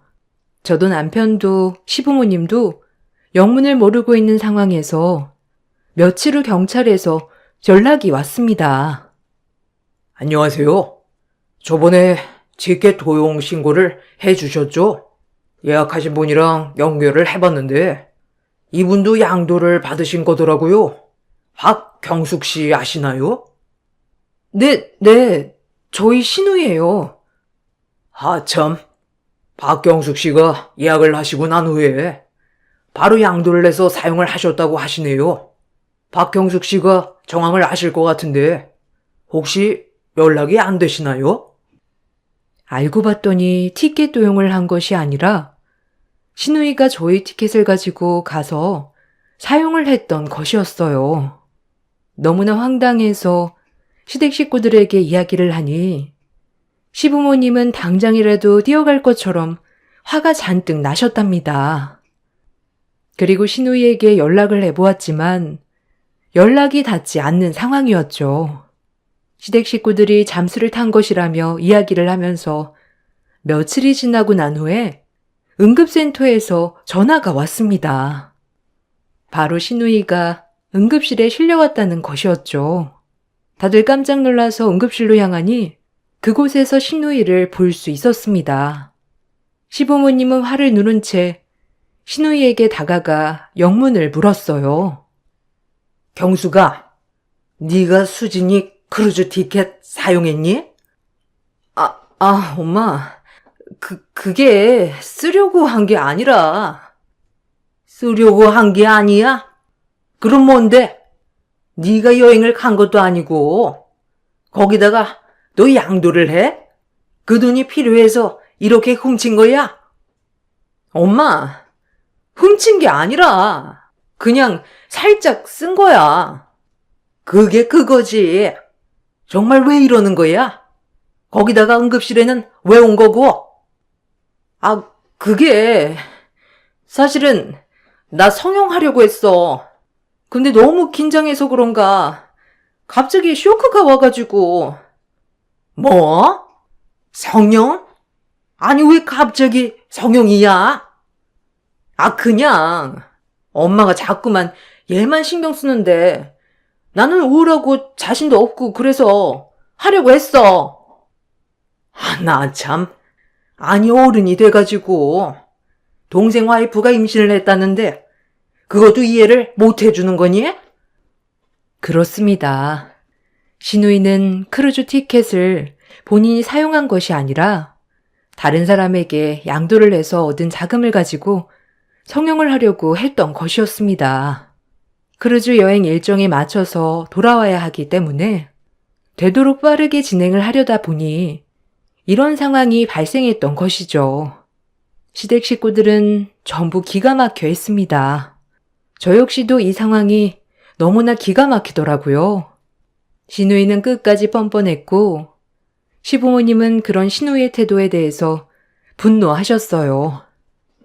아니, 엄마랑 아빠는 맨날 나는 안 챙기고 남은 쟤만 챙기니까 그렇지. 처음부터 그렇게 안 했으면 이런 일 없었을 거야. 넌 그게 말이 된다고 생각하니? 네가 우울할까봐 차도 바꿔주고 여행도 같이 가고 거기다가 용돈도 수진이 받는 것만큼 같이 받아왔잖아. 근데 어떻게 너만 안 챙겼다고 생각을 하면서 살아? 엄마가 언제나 생각해서 챙겨줬어. 누나 진짜 나이를 어디로 먹은 거야? 정말 내가 수진이 보기 창피해서. 내가 뭘? 내가 틀린 말 한 것도 아닌데 왜 다들 나한테만 그래? 신우이는 끝까지 자신의 억울함을 이야기했습니다. 그렇지만 시부모님과 남편은 이런 신우이의 태도를 전혀 받아주지 않았죠. 올케가 이야기해봐. 엄마가 차별한 거 아니야? 그리고 올케는 왜 다 받아먹기만 해? 엄마가 챙겨줘도 괜찮다고 말할 수 있는 거 아니야? 어떻게 된 게 한 번을 거절하질 않아? 공짜로 주니까 다 챙겨야겠다 생각한 거야? 형님, 말이 너무 지나치세요. 형님도 아시다시피 제가 거절을 안 했던 것도 아니고 그리고 저는 공짜라고 해서 그냥 다 받았던 거 아니에요. 어머, 얘가 정말 무슨 말을 하는 거야? 수진아, 미안하다. 얘가 많이 정신이 없나 보다. 내 정신이 왜? 나 정신 멀쩡해? 올케, 생각을 해봐. 올케는 딸만 있으니까 모르나? 우리 집은 아들이 있어서 이렇게 차별하는데 며느리랑 딸도 이렇게 차별하다니 정말 어이가 없지 않아? 형님, 어머님, 차별하시지 않으셨어요. 이것 봐. 가해자는 자신이 한 행동이 뭐가 잘못되었는지 모른다니까. 차별을 안 당해보니까 모르는 거지. 형님, 그런 거 아니에요. 경숙이 너 계속 그런 이야기 할 거면 앞으로 시댁 행사 절대 참석하지 말아라. 네가 차별을 한다고 하니 내가 정말 할 말이 없구나. 그렇게 네가 외롭고 우울할까 봐 챙겨줬는데도 너는 내 노력을 하나도 봐주지 않으면서 그렇게 차별이라 생각을 했으면 지금까지 엄마한테 받았던 것들 다 정리해라. 그래야 진정한 차별 아니니? 네가 원하는 게 차별이면 그렇게 하자꾸나. 엄마, 그게 아니고. 그게 아니면 뭐야? 우리 집에 새 식구가 들어왔으니 적응하려면 당연히 어렵고 힘드니까 내가 좀 더 신경 쓴 건 맞지. 그렇지만 정말 차별을 했다면 너에게 해준 그것들은 다 뭐니? 엄마는 정말 너무나 실망이다. 신우이는 그동안 저에게 잘해주는 것을 핑계로 어머님과 아버님께 여러 번 자금 지원도 받으셨던 모양이었어요. 그러다가 신우이는 질투에 눈이 멀어 해서는 심한 일까지 해버리고 만 것이었죠. 시어머님은 그날 신우이에게 지금껏 해주었던 것들을 다시 다 되돌려 놓으라고 하셨습니다. 신우이는 시부모님이 이렇게까지 선언하자 더 이상의 괴롭힘을 멈췄어요. 그날 이후로 신우이는 가족 행사에 참석을 하지 않고 있습니다. 처음에는 신우이가 알아서 참석을 안 하는 줄 알았는데 알고 보니 시부모님이 강제로 참석을 하지 않도록 하시는 거더라고요. 여보, 미안해. 내가 정말 당신한테 면목이 없다. 누나가 이렇게까지 할 줄이야. 생각조차 못했네. 그러게, 형님 진짜 깜짝 놀랐어. 그래도 말이라도 해주시지. 그니까 말이야. 아휴, 앞으로 누나는 못 보고 살겠다. 벌써 몇 해가 지났지만 신우이와는 연락을 끊고 살고 있답니다. 아이가 이제는 어느덧 5살이 되었는데요. 그때만 생각하면 정말 헛웃음이 절로 나온답니다. 시부모님은 여전히 저에게 잘 대해주시고 계세요. 아이가 커가고 있음에도 불구하고 시부모님은 여전히 저를 먼저 챙겨주세요. 신우의 질투를 이해하지 못한 것은 아니지만 정도가 지나친 게 아닌가 싶어요. 저희 긴 글을 읽어주셔서 감사합니다. 안녕하세요. 천안에 거주하고 있는 평범한 주부입니다. 사연 없는 집 없다지만 저 역시도 제가 겪은 얘기를 풀어보려 합니다. 23살에 남편을 만나 4년 연애 후 결혼했어요. 성격도 무던하였고 무엇보다 자상한 성격에 끌렸네요. 남자친구 집으로 인사 가던 날 시부모님의 인자한 모습 그리고 시동생이 화난 모습을 보니 안심을 했습니다. 이 집에 시집을 간다면 평탄하게 잘 살 수 있겠다고 싶었어요. 그렇게 결혼식을 하였고 전 맏며느리가 되었습니다. 맏며느리라고 다를 건 없었어요. 시부모님은 딱히 시집살이를 시키지도 않으셨고 시동생도 자기 일을 잘해 나갔기 때문에 딱히 부담감이나 하는 건 없었어요. 저희는 순탄하게 결혼을 하고 1년 정도 지나자 임신을 했습니다.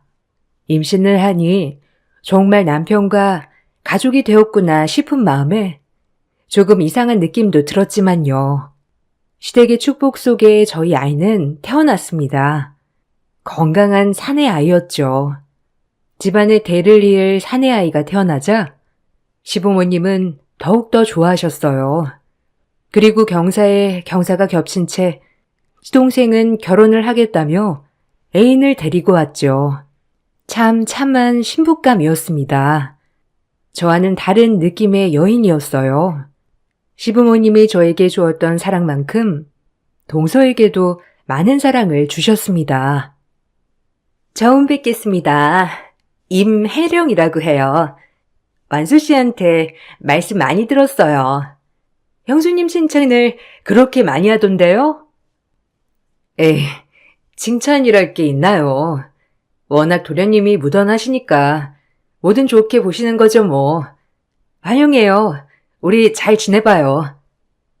처음엔 동서도 제가 보기엔 무던한 사람이어서 좋은 가족이 될 수 있겠다 느꼈죠. 그렇게 행복하게 새 식구를 맞이했어요. 문제는 그 다음부터였습니다. 시동생은 결혼을 하자마자 분가를 하였고 저는 결혼을 하고 한참을 시부모님을 모시고 살았어요. 장남이라 그런 것도 있었고 저도 일을 했기 때문에 아이를 맡아줄 사람이 필요했거든요. 동서는 처음 보는 거와는 다르게 꽤 깐깐한 느낌이었어요. 가끔 김장을 하러 올 때도 약간 공주가 같은 느낌이랄까요? 저희 집은 김장을 아들들까지 다 같이 하거든요. 그런 것조차 이해를 못 하더라고요. 물론 요즘은 김장을 며느리가 누가 하냐라는 추세지만 아버님과 남편 그리고 시동생도 같이 하는 김장도 동서는 참여하기 싫어했습니다. 본인은 안 먹고 안 한다였죠. 여기 부분에서는 이해를 했습니다. 그런데 매번 명절이나 가족 모임 때 오지 않거나 음식을 할 때는 한 발짝 뒤로 빠져 있거나 했죠. 시어머니는 원체가 나무라지 않으시는 분이어서 저 역시도 말을 할 수 없었어요. 이것이 반복되자 저도 불만이 쌓여갔습니다.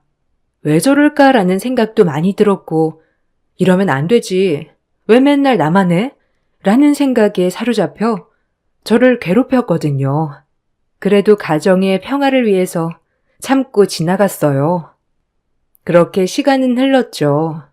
저희 아들이 3살 되는 무렵 은근슬쩍 동서가 고민거리를 꺼내 비추더라고요. 처음으로 저에게 곁을 내주는 것 같아 기분은 좋았네요. 은근슬쩍 동서가 꺼낸 고민거리는 다름 아닌 아이가 안 생긴다는 거였어요. 마음이 안 좋았죠. 이제 저희도 결혼한 지 3년 정도 되었는데 아이가 안 생기네요. 어찌 할지 완수 씨랑 검사는 다 받아봤는데 둘 다 이상 없다고 해서요. 어머님이 한약도 지어주시고 친정엄마가 좋다는 건 다 해주시는데 뭐가 문제인지 요즘 너무 스트레스예요. 아휴, 그러겠다 동서. 내 친구도 결혼 8년 만에 아들 낳았거든. 이게 위로가 될지 모르겠지만 조금만 더 힘내봐. 둘 다 아무 문제는 없다고 하니까 기다리면 오지 않을까?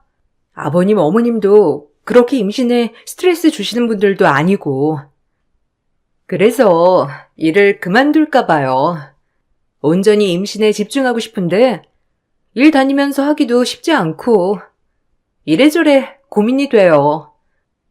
서방님이랑 의논해서 괜찮으면 조금 몸을 쉬는 것도 나쁘지 않지. 동서 많이 힘들었겠다. 나한테 고민 상담해줘서 고마워. 에이, 뭘요? 저도 여자 형제도 없고 이런 거 말할 사람이 누가 있겠어요. 형님한테나 말하지. 좋은 소식 있으면 말씀드릴게요. 그렇게 시동생 부부의 난임 고민 얘기를 듣고 저 역시도 마음이 많이 안 좋았어요. 한편으론 내가 무슨 힘이 될 수 없을까 생각도 하면서요. 동서의 그런 고민을 듣고 나니 동서가 집에 올 때 제 아들과 저의 모습을 보는 게 조금 힘들었겠다 싶기도 했어요. 그래서 그동안 명절이나 그럴 때 오지 않았을 수도 있겠구나 싶었고요. 조금은 동서의 마음을 이해하게 되는 순간이었네요. 그리고 얼마 후 집에 시동생 부부가 찾아왔어요. 부모님께 중대하게 드릴 말씀이 있다고 말이죠.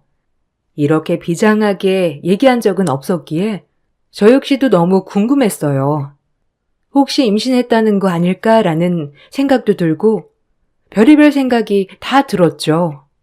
그렇게 가족이 다 모여 앉았는데 동서와 서방님 입에서 나온 말이 조금은 놀라웠습니다. 특히 동서가 그렇게 생각한다고 해서 더욱더 놀라웠네요. 엄마, 아버지, 저희 입양할까봐요. 이 사람이랑 저 문제도 없다고 하는데 임신도 안 되고 아이는 갖고 싶고 요즘엔 입양도 많이 하는 추세기도 하고요. 차라리 불쌍한 아기 입양해서 내 자식처럼 키우면 나 혼정보다 기운정이 더 대단하다는데 저랑 와이프는 충분히 상의는 끝냈고요.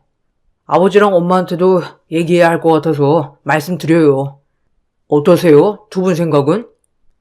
아휴, 내가 뭐 이래라 저래라 할 수 있냐? 너네 뜻이 그렇다면 그런 거지. 그래, 입양 참 좋은 일이기도 하지. 근데 꼭 입양을 해야겠냐? 아직 젊으니까 조금만 더 기다려보지. 그럼 생길 수도 있는데 너무 섣부른 거 아니야? 오랜 고민 끝에 내린 결정이에요, 어머니. 아이는 너무 갖고 싶은데 그럼 입양하는 방법도 있고 제이처럼 키운다면 아마 기운정이 더 크다고 하니까 제 자식처럼 되지 않을까요? 나이는 먹어가는데 언제까지 기다릴 수도 없고 병원에선 문제 없다고만 하고. 애 키우는 게 보통 일이 아니다. 아주 어려운 일이야.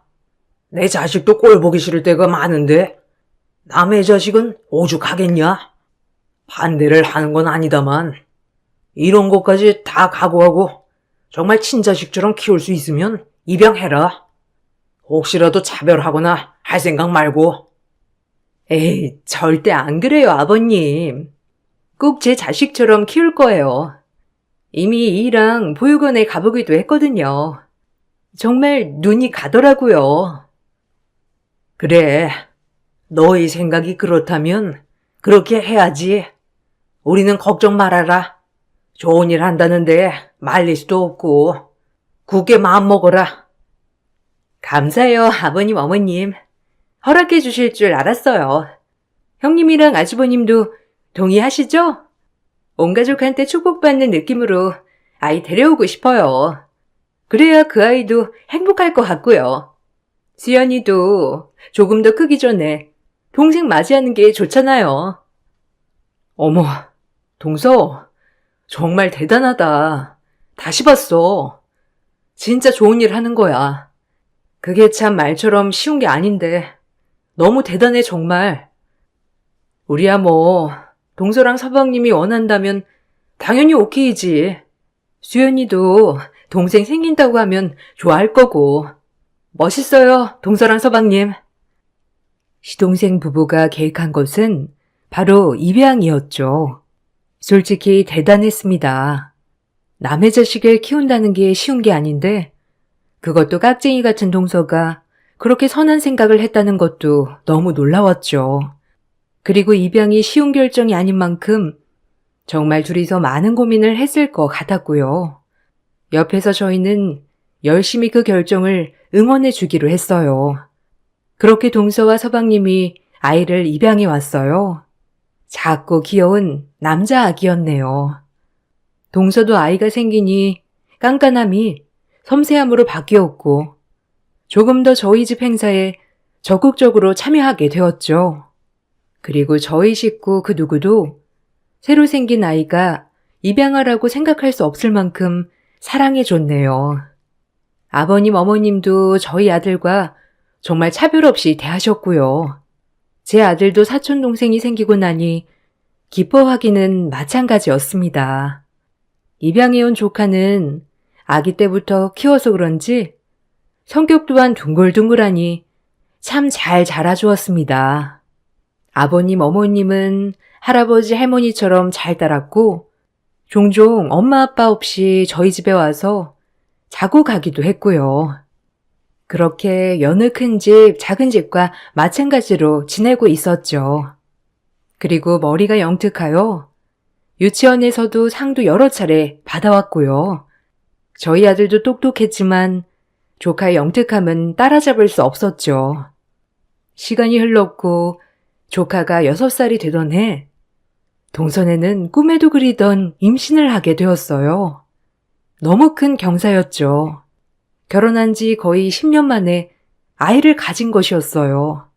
시아버지와 시어머니는 너무 좋아 둘이 얼싸 안으셨고 저 또한 눈물이 흘렀습니다. 하지만 동선에는 제가 생각했던 거랑 다르게 분위기가 묘했네요. 좋아해야 하는데 뭔가 큰 고민거리가 있는 것처럼 표정이 어두웠어요. 혹시 아이한테 문제가 있지 않나 싶어 조심스럽게 물어봤죠. 동서가 입에 내뱉은 말은 가히 충격적이었습니다. 동서, 무슨 일 있어? 그렇게 바라던 임신도 했는데 왜 그래? 이제 둘째 예쁘게 낳아서 키우기만 하면 되는 것을. 뭐가 문제야? 아, 수민이요. 수민이는 제 친자식도 아닌데 제가 이 아이를 낳게 되면 어떡하죠? 더 이상 어떻게 키울까요? 아니, 무슨 말이야? 수민이가 동서 친자식이 아니긴 왜 아니야? 갓난아기 때부터 똥기저귀 갈면서 키운 게 누군데? 동서 친자식이나 다름없지. 처음에 수민이 입양할 때 뭐라고 했어? 낳은 정보다 기른 정이 더 크다고 하지 않았어? 걱정 마. 동서는 잘할 거야. 아, 그게 아니라 은근히 수민이가 뱃속에 있는 우리 아기 질투하는 것 같기도 하고 혹시 낳고 나면 괴롭히는 거 아니겠죠? 에이, 동서. 무슨 말이 그래? 수민이 성격 몰라서 그래? 남한테 해끼칠 아이 아닌 거 동서가 더 잘 알잖아. 그리고 원래 그맘때 애기들 다 그렇게 질투도 많고 그래. 갑자기 동생 생긴다고 하는데 그럼 당황스럽지. 그리고 그렇게 생각하면 끝도 없어. 에휴, 형님이 제 마음을 알겠어요? 에휴, 괜히 말했지 내가. 아주 나쁜 엄마로 몰아가네요. 입양아 키워본 적도 없으면서 뭘 잘한다고 그렇게 얘기해요? 제 말 오늘 못 들은 걸로 해주세요. 이 문제는 저희 부부가 알아서 할 테니까 아셨어요? 그래. 그리고 말을 무슨 그렇게 해? 내가 동서 마음을 모르다니. 일단 진정하고 좋은 쪽으로만 생각해. 아무튼. 어이가 없었어요. 이제 와서 입양해온 아들이 자기 뱃속에 있는 아이를 질투한다는 둥, 내가 그 입양아를 못 키울 것 같다는 둥, 무슨 말을 듣고 싶어서 꺼낸 건지 저희를 알아차리기 쉽지도 않았네요. 그래도 키운 정이 있는데 설마 미워하겠어 라고 생각하며 무시하려고 했죠. 임신하고 나면 호르몬의 변화로 산모는 예민해지는 경우도 있으니까요. 하지만 제 생각이 정말 틀렸습니다. 뭐? 파양을 한다고? 미친 거 아니냐? 내가 그렇게 말하지 않았냐? 친자식처럼 키우라고? 이 병이 장난이야? 죄송해요, 아버님. 저 10년 만에 가진 우리 아기한테 정말 잘해주고 싶어요. 뭐든 최고로 키우고 싶고 뭐든 다 해주고 싶어요. 그러니까 허락해주세요. 원래도 없던 아이, 그냥 없던 사람처럼 치면 되잖아요. 안 그래요? 네? 허락해주세요. 아이고, 진짜 내가 오래 살다 보니 별 얘기를 다 듣는다. 어미 10년 만에 어렵게 애 가진 거 다 안다. 그래도 이게 다 수민이 네가 잘 키워서 너 아기도 가진 거 같지 않냐? 근데 이제 와서 수민이를 파양을 한다니 이게 말이 되는 소리니?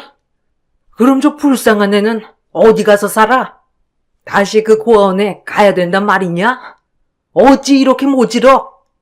뱃속에 아기도 품고 있는 것이 수민이가 불쌍하지도 않냐? 죄송해요. 저도 마음 아파요. 그래도 뱃속에 있는 우리 아기한테만 최선을 다하고 싶어요. 어차피 태어나면 더 이상 수민이가 제 자식 같지도 않을 것 같고 그러면 애만 더 상처받아요. 그냥 저희 결정 따라주세요. 그리고 어차피 고아인데 지금까지 이렇게 산 것만 해도 감지덕지죠 뭐. 안 그런가요? 전 그렇게 생각해요, 어머니. 그러니까 아기 태어나기 전에 파양하겠습니다. 시부모님은 충격을 받으셨고 저와 제 남편도 충격 그 자체였습니다. 서방님도 원래 그랬던 것이었지만 정말 피도 눈물도 없더군요. 아무리 깍쟁이 같은 동서라지만 그렇게 생명을 입양했다가 파양하는 모습을 보니 치가 떨렸죠. 그리고 정말 저 사람은 못된 사람이구나라고 바로 생각이 들었어요. 본인들이 그렇게 파양하겠다고 하니 시부모님도 어찌하지 못하셨고요. 그렇게 파양 절차를 밟나 싶었어요. 신경 쓰고 싶지 않았고 상종하고 싶지도 않았지만 도저히 가만히 있을 수가 없었습니다. 어머님, 동서 이대로 파양하게 두실 거예요?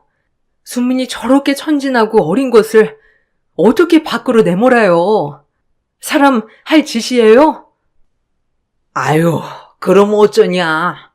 그렇게 말려도 본인들이 파양하겠다는데, 아유, 어찌 저럴 꼬원. 인간미라곤 일도 없는 것들 같으니라고.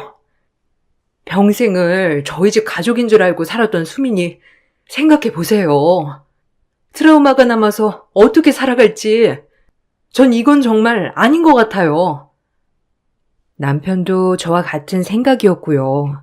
아무것도 모르고 본인 엄마라고 생각하는 조카가 너무 불쌍했네요.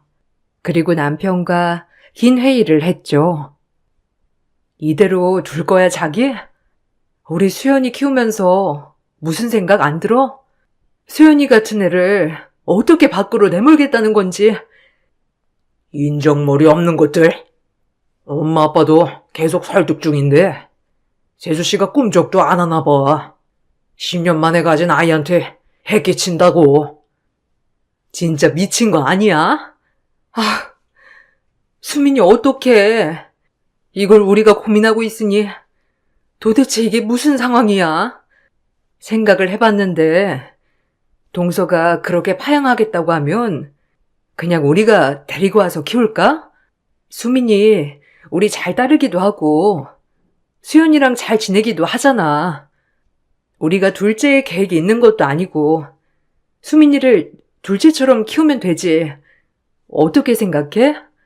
난 당신만 좋다면 괜찮은데. 남편은 그런 저를 끌어안고 펑펑 울었습니다. 고맙다고 말이죠.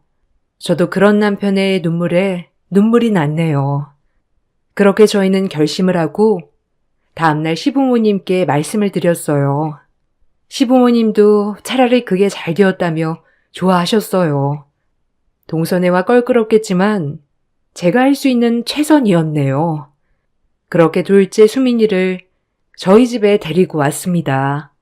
그리고 시부모님은 너희끼리 편하게 나가 살라며 집도 해주셨어요. 아무래도 동서네가 들락날락 하는데 수민이도 그렇고 저 역시도 불편할 테니까 시아버님의 배려였어요. 동서는 이 문제에 관해서도 길길이 날뛰었죠. 정말 마음 같아선 머리통을 있는 힘껏 치고 싶었지만 지성인으로서 참았네요. 어머님, 아니 어떻게 형님네만 집을 해주실 수 있어요? 수민이 7년 동안 키운 건 저희 부부인데 그렇게 차별하고 싶으세요? 뭐야? 자별이라고 했냐? 여태껏 10년 동안 시집살이 한 것도 모자라서 네가 버린 아들 걷어서 키우겠다는 착한 며느리다. 어찌 그리 셈이 많고 못됐냐? 에이구, 뱃속의 애가 누구 닮았을까 겁난다. 어쩜 그렇게 생각이 없어, 생각이. 네 형님네한테 잘해라. 형님이 입이 있으면 말 좀 해보세요. 어머님이 집 해주시는 거 알고 수민이 데려가신다는 거죠? 형님 속을 누가 모를 줄 알아요? 모든 사람들을 자기처럼 생각한다는 게 기가 막혔죠. 뱃속에 태아를 품고 어찌 저런 생각을 갖고 사는지 정말 안타까웠어요. 동서, 나 이제 동서랑은 별로 말 섞고 싶지 않거든? 그러니까 왈가왈부 하지 마. 어쩜 사람이 그리 뻔뻔해? 아니, 제가 뭘요? 불쌍한 애 걷어다가 7년 먹이고 입혔으면 됐지. 그럼 어쩌라는 거예요? 형님의 그 착한 척 질리네요. 시어머니만 아니었음 그 자리에서 머리털을 다 뽑아놨을 겁니다. 어이가 없어서 말이 안 나왔죠. 어쩜 그리 못됐는지.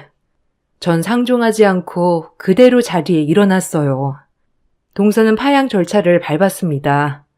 결국 수민이는 파양을 당했고 저희 집으로 오게 되었어요. 그 어린 것이 동선의 부부가 파양을 결정하고 나서 얼마나 눈치를 줬는지 많이 기죽어 있더라고요. 마음이 아팠어요. 큰엄마, 나 그럼 이제 큰엄마네서 수연이 형이랑 같이 사는 거예요? 아예 평생요? 그럼 이제 우리 엄마랑 뱃속에 있는 동생은요? 아, 응, 수민이, 엄마는 동생 태어나면 동생이 너무 아가여서 동생을 돌봐야 하거든.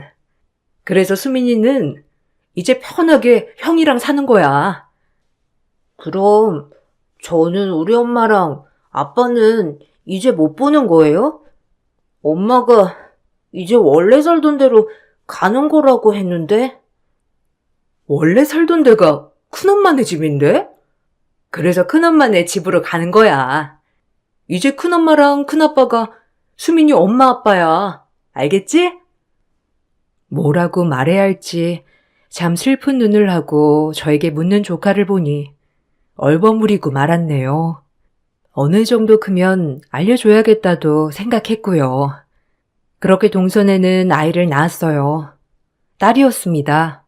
진짜 자식이 생겼으니 그 마음 좀 알려나 싶었지만 연락을 더 이상 하지 않았기에 모른 척했어요.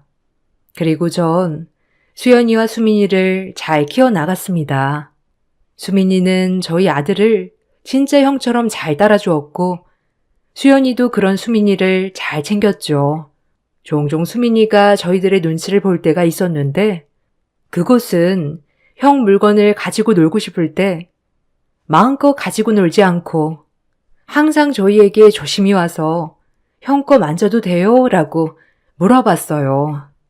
이 말들이 얼마나 마음이 아프던지. 수민아, 형 거는 이제 다 수민이 거야. 그러니까 형이랑 의논해서 같이 가지고 놀아도 돼. 알겠지? 엄마 아빠한테 물어보지 말고. 그래도 엄마는 물건 함부로 만지지 말라고 했거든요. 집에서도 아무거나 만지지 말라고 해서 혹시 혼날까 봐요. 수민이는 곳곳에 동서에게 얼마나 혼이 나고 자랐는지 눈치가 가득 배어 있었습니다. 그런 수민이가 안타까워 더욱더 잘해주었어요. 그렇게 내 자식이다 생각하고 키운 지 어느덧 1년. 부쩍 수민이의 외출날은 잦아졌죠. 워낙 똑똑하고 명석한 아이라 걱정은 되지 않았지만 그래도 아직 초등학생밖에 되지 않은 아이라서 한 번은 어딜 그렇게 돌아다니냐고 다그치기도 했네요. 수민아, 엄마한테 항상 말하고 나가라고 했잖아. 엄마 놀래게. 오늘 어디 갔다 왔어? 요즘 그렇게 어디를 다니는 거니? 그냥 친구들이랑 놀러요. 학교 끝나면 친구네 집에 가서 게임도 하고 그랬어요. 죄송해요, 큰엄마. 잘못했어요. 아니야, 수민아. 엄마가 미안해. 너무 화냈지? 혹시라도 우리 귀한 수민이 잃어버릴까봐 늘 걱정돼서 그랬어. 엄마는 제가 없어져 버리면 좋지 않으세요? 진짜 엄마처럼 제가 어디 갔으면 좋겠는 거 아니에요? 진짜 엄마는 그랬는데. 수민이가 말하는 진짜 엄마는 동서였고요. 간혹 저를 가짜 엄마라고 부르기도 했네요. 수민이가 받은 아픔을 제가 다 이해하지 못하지만 확실한 건 동선회와 설 때 눈치를 많이 받고 자란 것은 확실했어요. 어린 수민이한테 얼마나 눈치와 혼을 냈는지. 그렇게 수민이는 간혹 트라우마가 나오긴 했지만 저희 집에 와서 안정을 많이 찾았죠. 엄마를 놀래키며 늦게 들어오고 저희 몰래 외출이 잦았지만 그거 외엔 참으로 착한 아들이 되어주었어요. 그 후 수민이가 10살이 되던 후 저에게 보여줄 것이 있다더군요. 큰엄마, 때가 됐어요. 엄마랑 아빠한테 보여줄 게 있어요. 저랑 같이 차 타고 가주세요. 꼭 보여드리고 싶어요. 그렇게 수민이를 따라 한참 도시 외곽으로 나갔습니다. 그쪽엔 중후한 신사분이 앉아 계셨고 저희를 보자 정중하게 인사를 건넸죠. 아유, 안녕하십니까? 놀라시진 않으셨는지요? 저희 손자한테 얘기 많이 들었습니다. 저희 손자를 극재인이 보살펴 주었더군요. 네? 아니, 그게 무슨 말이에요? 손자라뇨? 수민아, 이게 무슨 소리니? 손자라면 수민이 할아버지라는 거예요? 아니, 어떻게 그게 가능하죠? 저희 자식네가 죽고 손자는 당연히 보육원에 맡겨줬어요. 그때는 자식네와 연을 끊고 살 때라 저희 애들한테 애가 있다고 상상도 못했죠. 우연히 죽은 자식의 친구들이 말해주더군요. 한참 지나서야 자꾸 찾았습니다. 사진 한 장만 들고. 그리고 찾을 수 있었죠. 또한 저와 친자 검사까지 다 끝냈고요. 요 근래 계속 밖에서만 만났네요. 그 좀 양해 부탁드립니다. 아니, 어떻게 이런 일이... 정말 수민이 친할아버지 맞나요? 수민이 그럼 너 그동안 할아버지 만나느라 늦게 들어온 거였어? 네, 맞아요. 큰엄마한테 말씀드리면 너무 놀라실 것 같아서 천천히 말씀드리려고 했어요. 저희 할아버지래요. 순간 어안이 벙벙하기도 하면서 그럼 이제 어찌해야 하는 거지? 라는 생각도 들고 아들이라고 생각하고 살려고 했는데 수민이를 보내야 하는 건가? 라는 생각도 들고 그럴 수 없다는 생각 등등 만감이 교체했네요. 어떤 반응을 보일지도 몰랐죠. 그동안 우리 손주가 큰엄마 큰아빠가 아니었으면 자기는 고아가 됐을 거라고 항상 큰엄마 큰아빠 얘기만 하더라고요. 참 궁금했는데 이렇게 뵙다니 너무 반갑네요. 그리고 우리 손주 걷어주셔서 너무 감사합니다. 무슨 말을 해야 할지. 아니요. 반가워해야 할지. 제가 부족할 순 있겠지만 수민이를 정말 친아들처럼 생각하고 키웠어요. 몇 년 안 됐지만요. 근데 갑자기 친할아버지라니 제가 뭐라고 말씀을 드려야 할지. 한편으로 우리 수민이를 사랑해 줄 수 있는 어른이 한 명 더 생긴 것 같아 기분이 좋으면서도 그럼 제가 어떤 행동을 취해야 하는지 잘 모르겠네요. 너무 혼란스러워서 말이죠. 큰엄마, 저 이제 할아버지한테 갈래요. 너무 슬퍼하지 마세요. 자주 놀러 올게요. 큰엄마가 친엄마처럼 잘해주셨지만 할아버지는 제가 없으면 아예 혼자가 되시거든요. 큰엄마랑 큰아빠 그리고 수연이 형 절대 잊지 않을 거예요. 수민이의 한마디에 눈물이 와락 쏟아졌습니다. 작고 어린 것이 얼마나 마음고생을 했으면 저런 말을 할 수 있을까요? 아이답지 않은 모습에도 눈물이 펑펑 났네요. 그리고 남편은 옆에서 눈물만 흘렸죠. 저 역시 마찬가지고요. 너무 미안했거든요. 해준 것도 없던 것 같은데 내 욕심으로 데려와서 혹시나 마음 아프게 하진 않았는지 별별 생각이 다 들었죠. 수민이는 할아버지께 가고 싶다고 저에게 얘기했습니다. 그런 저는 수민이를 붙잡을 수 없었고요. 그리고 수민이의 할아버지는 또 담담하게 말을 꺼내셨어요. 수민이를 제가 데려가더라도 수민이가 언제든 보고 싶다고 하면 보게 해줄 겁니다. 이렇게 똑똑하게 키워주셨으니까요. 그리고 너무 고맙다는 마음으로 선물을 하나 드리고 싶은데 여기 부동산 매매 증서입니다. 작지만 받아주세요. 수민이 할아버지가 내민 것은 작은 건물 계약서였습니다. 저희에게 그동안의 감사 표시로 건물을 주신 거였죠. 저희는 절대 받지 않겠다고 했지만 수민이 또한 이건 큰엄마네 거라며 한사코 받으라고 하더군요. 매매 증서를 받고 돌아오는 길 자식을 팔아먹은 것 같은 기분에 눈물이 흘렀어요. 그리고 마지막에 수민이의 말 한마디가 제 마음을 울렸죠. 그동안 진짜 엄마네서 산 것보다 형아랑 큰엄마랑 같이 산 게 훨씬 더 행복했어요. 고마워요, 엄마. 자주 찾아올게요. 그렇게 수민이와 할아버지는 돌아가고 남편과 저는 오랜만에 시댁에 들렸습니다. 지금까지 있었던 일들을 시부모님께 말씀드렸죠. 시부모님도 많이 우셨고 저보고 애썼다며 기특하다며 저를 꼭 안아주셨어요. 아쉬운 건 사실이지만 친할아버지와 함께 간 수민이의 행복을 빌어주자며 저를 달래주셨습니다. 그리고 집에 돌아와 수민이의 흔적들을 보는데도 눈물이 났죠. 그러던 중 현관에 인기척이 들려 밖에 나가보니 동선애가 와 있는 게 아니겠어요? 가뜩이나 슬픈데 동서 얼굴을 보고 있자니 짜증이 확 올라오더군요.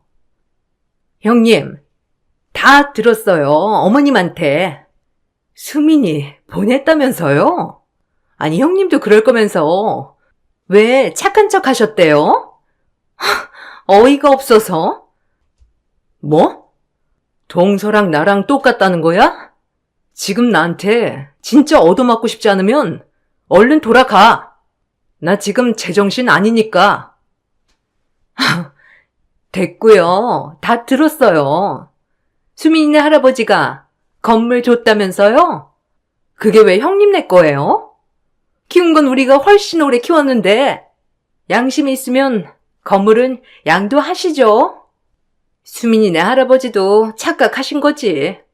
7년 동안 먹여주고 입혀준 게 누군데 오해를 하고. 너는 지금 수민이가 간 와중에도 건물 타령이니? 어쩜 그렇게 속물이야? 수민이 보면서 마음 아프지도 않았어? 네 욕심에 데리고 와서 마음대로 파양하고 그리고 파양하고 단 한 번이라도 찾아온 적 있어? 이 나쁜 년, 네가 사람이야? 아니 웃겨 정말. 7년 동안 먹여주고 입혀줬으면 고마운 줄 알아야지. 배은망덕하게 나한테는 아무것도 안 갖다 바치고 홀랑 떠나버려? 이래서 머리 검은 짐승 거두지 말란 말이 괜히 나온 게 아니지. 아니면 형님이 조종했어요? 하여튼 건물 빨리 양도해요, 당장. 미쳤구나. 정말 미치려면 곱게 미쳐. 애 낳고 머리가 어떻게 된 거 아니니? 너랑 7년 산 세월보다 나랑 3년 산 세월이 더 행복했대. 얼마나 애한테 눈칫밥을 줬는지 우리 집에 처음 와서 눈치 보던 것만 생각하면 내가 아직도 마음이 아려, 알아? 이 나쁜 년아! 전 그 얘기를 끝으로 집에 있는 소쿠리를 들고 나와 동서 머리통과 몸통을 사정없이 내리쳤네요. 동서는 당황했는지 얻어맞으면서 도망가더라고요. 제 이런 모습을 처음 보거든요. 저도 화나면 물불 안 가린다고 보여주는 계기가 되었네요. 동서는 다시 온다는 말도 잊지 않고 주랭랑을 쳤습니다. 동서의 그런 모습을 보시고 시부모님은 가뜩이나 안 좋게 보는 동서에게 이런 면까지 보이니 시동생 보고 인연을 끊자고 하셨어요. 다신 보고 싶지 않다고 말이죠. 동서는 그럼에도 건물에 집착을 못 버렸는지 아직까지도 좀 떼어달라고 문자도 오고 전화도 오고 난리를 치네요. 소송도 걸겠다고 하지만 사실상 제가 건물을 뺏은 게 아니라 직접 양도받은 것이기 때문에 뺏는 게 쉽지 않았고요. 이 일이 있는지 오늘이 꼭 10년째 되는 날이네요. 시간도 많이 흘렀고 아직도 아픈 손가락 하면 수민이가 생각나네요. 수민이와는 지금까지도 연락을 이어나가고 있습니다. 간간히 집에 들러 꼭 엄마 저 엄마 밥 먹고 싶어요 라고 들어오면 유학 보낸 아들 맞이하는 느낌이기도 하죠. 그때는 하늘이 무너지는 것 같았지만 이렇게 왕래도 하고 자주 만나고 하니 슬픔은 많이 사라졌네요. 이제 성인이 된 수민이를 보면 항상 가슴이 아리면서도 고마운 마음 그리고 여러 가지 복합적인 감정이 듭니다. 그래도 지금은 행복하게 본인의 길을 걷고 있는 모습을 보면 뿌듯하기도 하고요. 어려서부터 워낙 영특한 녀석이었기 때문에 지금도 잘 헤쳐나가고 있을 거라 믿고 있네요. 권선징악이라고 하죠. 동선회와는 연을 끊었지만 간간히 들리는 소식에는 아직까지도 제 이야기를 주변에 하고 다닌다고 하더라고요. 저는 졸지에 그 주변 사람에게 건물 뺏은 사람이 되어 있네요. 그래도 기분 나쁘진 않아요. 속물근성 동성에게 가장 배 아픈 일일 테니까요. 시동생은 간간히 제 남편에게 연락하여 돈도 꺼보고 하지만 제 남편도 일절 상대하지 않습니다. 그 정도로 시동생네 부부는 완전 저희 집에서 배척된 사람들이 되었죠. 시간이 이렇게 지나서 옛 이야기를 써보니 다시 한번 가슴이 아려오네요. 혹시라도 내가 수민이와 살면서 조금이라도 섭섭하게 한 것이 있을까봐 하는 마음도 다시 한번 들기도 하고요. 그래도 지금은 수민이가 가장 행복하게 살고 있다고 생각하니 마음이 편안하네요. 지금은 같이 있진 않지만 전 어딜 가도 아들이 둘이라고 말하고 다닌답니다. 글을 쓰다 보니 제 둘째 아들이 무척 보고 싶어지는 날이네요. 글을 마치고 전화 한번 해봐야겠습니다. 제 긴 글 읽어주셔서 너무 감사합니다.